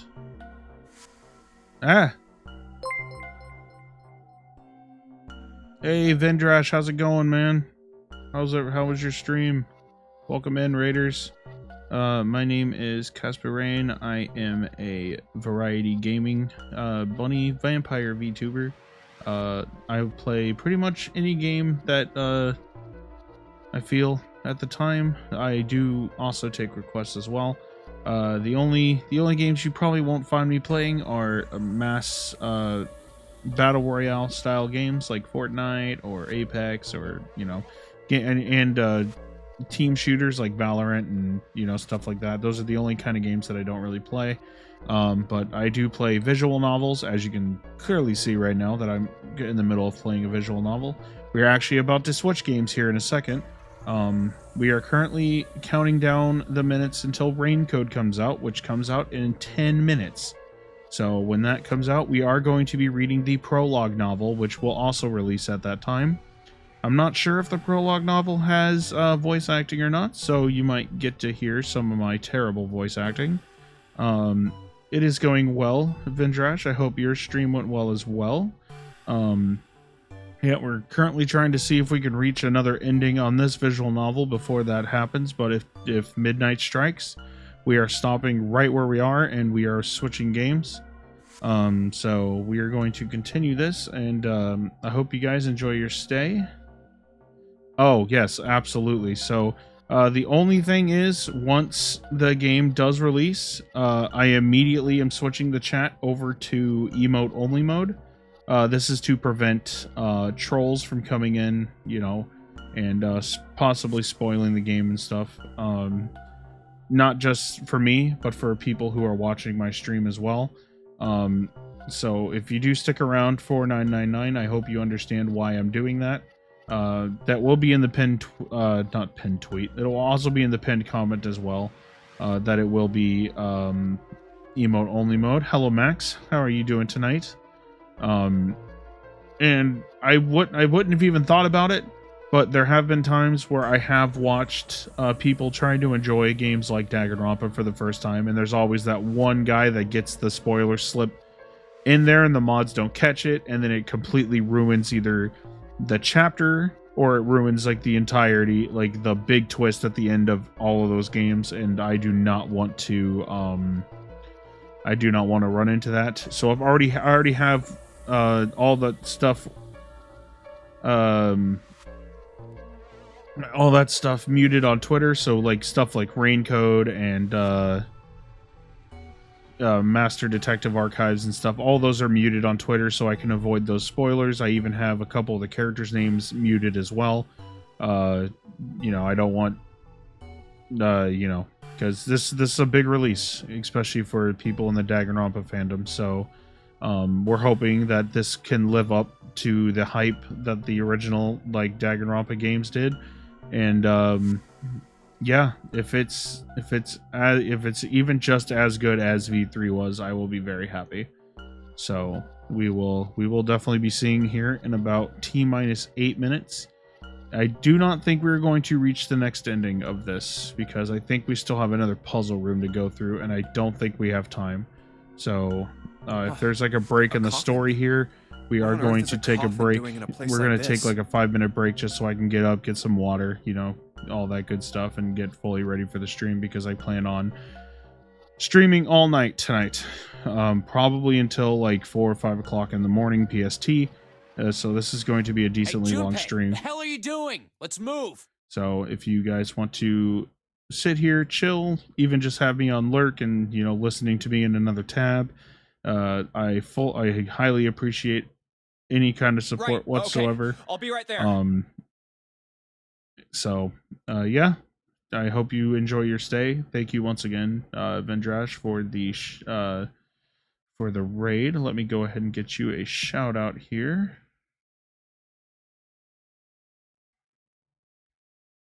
Hopefully it works this time. Last time I tried to do a shout out, it like broke the stream. Okay, there we go. That actually worked out. And Max, I will get you a shout out once that countdown timer ends. It takes, I think it's like a 3-minute timer. I absolutely hate this fucking noise. Knocking triggers my anxiety. So I have my headphones off right now because I know this is knocking.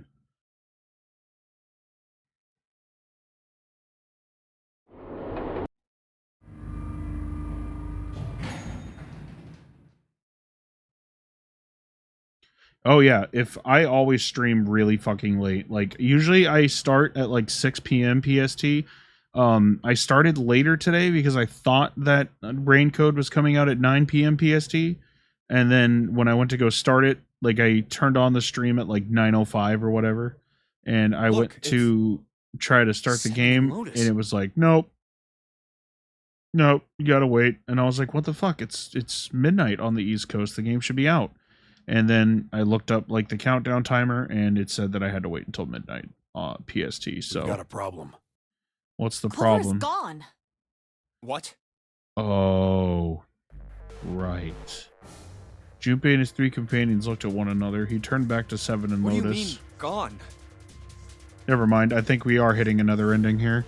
This might actually end perfectly. This might be timed out perfectly for me. You two went into door 1 with Clover, didn't you?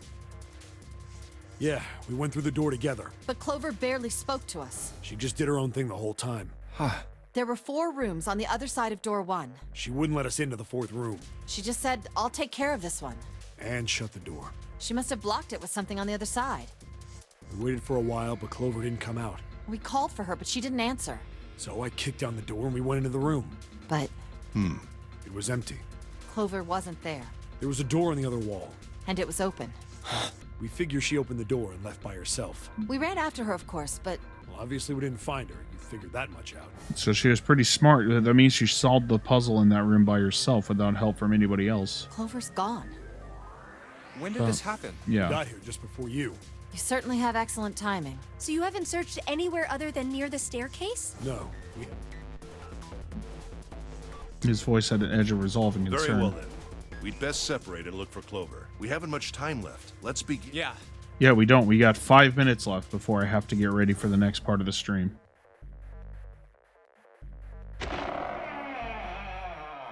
Junpei and June ran into the central room and looked She's around. not here. No, she isn't. Searched a little longer, but with no luck. They couldn't find There's Clover. no sign of her. Finally, they gave up and left the central hospital room. Slowly, they made their way back to the hallway. At last, they reached the stairs and All Junpei right, spoke. I'm thinking we should probably split up. I'll head back to the stairs and take the elevator down to E deck. June, you can take the stairs up to B deck. All right, that sounds good. But, What? could you stop calling me by that code name when we're alone? Huh? Sure, right. There's a reason Junpei persisted in calling her June even when they were alone, although perhaps not the best reason. He was embarrassed to call her by the nickname he'd used when they were children, Connie. 9 years ago, it came naturally. After all, they were children, but now that they were adults, it felt strange. Regardless of what he might hope for, to call a woman he wasn't dating by such a childish nickname felt odd to him. Of course, to call her Miss Kurashiki would be even more awkward, and simply Kurashiki would seem a little brusque. And although he couldn't put his finger on why, it felt somewhat forward to call her Akane when they hadn't seen each other for so long.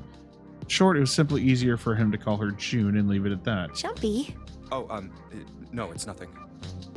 All right, I'm going then. Yeah, be careful, Kane. June, or perhaps more appropriately, Kane, blushed and You smiled. be careful too, Jumpy. Yeah, got it. Junpei looked after her for a moment as she ran up the stairs and turned and took off in the hallway. 3 minutes! Please, please, please hurry. Yeah, we'll start it late. We're not gonna stop like right in the middle of this. That would be such a dick move to stop like right here when shit is happening. As much as I want to, I'm not gonna do that. I was the one that fucking chose to fucking stream this and use it as the countdown timer. Tragedy always strikes when one least expects it, but to wait for a man to stand before striking down seems almost crueler than dealing the fatal blow while he lies on the ground. A light in a dark place, June's smile had given him hope both for escape and possibly for something else. It was that hope that raised his spirits just enough that they might soon be fully dashed. He opened the elevator door and there she was. A woman sat slouched against the wall. Lotus. Junpei felt his blood turn to ice. Her body was limp and her skin, smooth and pale as always, was covered in bright red blood. Junpei felt his chest constrict. He couldn't breathe and his legs began to shake. A slow cold drop of sweat trickled down his back. He felt his stomach somersault. Junpei's mind went blank, all of his thoughts replaced with endless hissing white. Driven by little more than that instinct, he began to walk toward Lotus, slowly. Each slow movement of his stiff limbs brought him closer to her corpse. Finally, he stood next to her. Robotically, he bent down and put his hand against her neck. There was no pulse. No rise and fall of breathing. She was slightly warm. Something somewhere in Junpei's shaken mind told him that meant she had been killed recently. Yes, Junpei thought, his mind slowly returning. She had been killed. Someone had killed her. There was a deep cut in the left side of her chest. Blood still oozed from it, though although clearly her heart had stopped beating some time ago. The weapon had been a knife then? Perhaps she had been stabbed in the heart once? She would have died immediately. He took little comfort knowing she must have suffered very little. Only then did Junpei notice Lotus's bracelet was gone. Lastly, left 1, 2. Escape the ship, your heart rate reaches 0, yes. Was that why the killer had to end Lotus's life? So that they might have the number 8 bracelet? If that was true, then the killer was whoever wanted the number 8 bracelet, or perhaps more accurately, the person who would gain the most by obtaining the bracelet number 8. Who is that? Who would benefit the most from the number 8 bracelet? The thought had only just entered Junpei's mind when he heard a noise. It sounded like a sharp knife cutting through wet meat.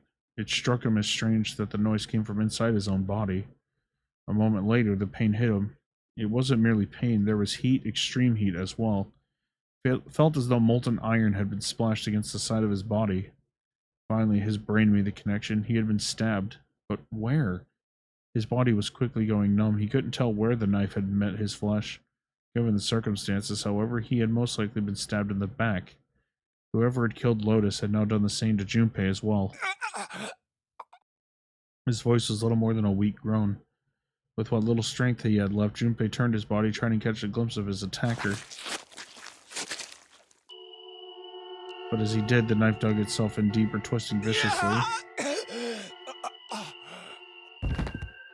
He collapsed on the floor, a puppet with its strings cut. His arms and legs lay where they fell, oddly twisted and awkwardly positioned. Junpei's body was entirely numb. He could feel the blood leaking out of him, but nothing would move. Nothing save his eyes. As he lay on the floor, his life ebbing away, Junpei finally saw his attacker. Two tiny images of the killer reflected in his eyes. With that recognition came nothing. Felt no emotions, not anger, not sadness, not regret. The paralysis that had claimed his body had reached his mind. His killer glanced down at his body. Then, without a word, climbed into the elevator and was gone. His eyesight began to fade. The world grew blurry and began to dissolve into an empty white fog. Fog crept into the edges of his mind and worked inexorably inward. Soon it swallowed up the last that remained of Junpei's mind, and his consciousness left him. There was nothing more. Into utter emptiness he fell, into zero. Whatever Junpei had been was gone. Alright, 2 bad endings we got today. Let's fucking go. But we need them. We need them to complete the game, so... And they don't tell us who it was.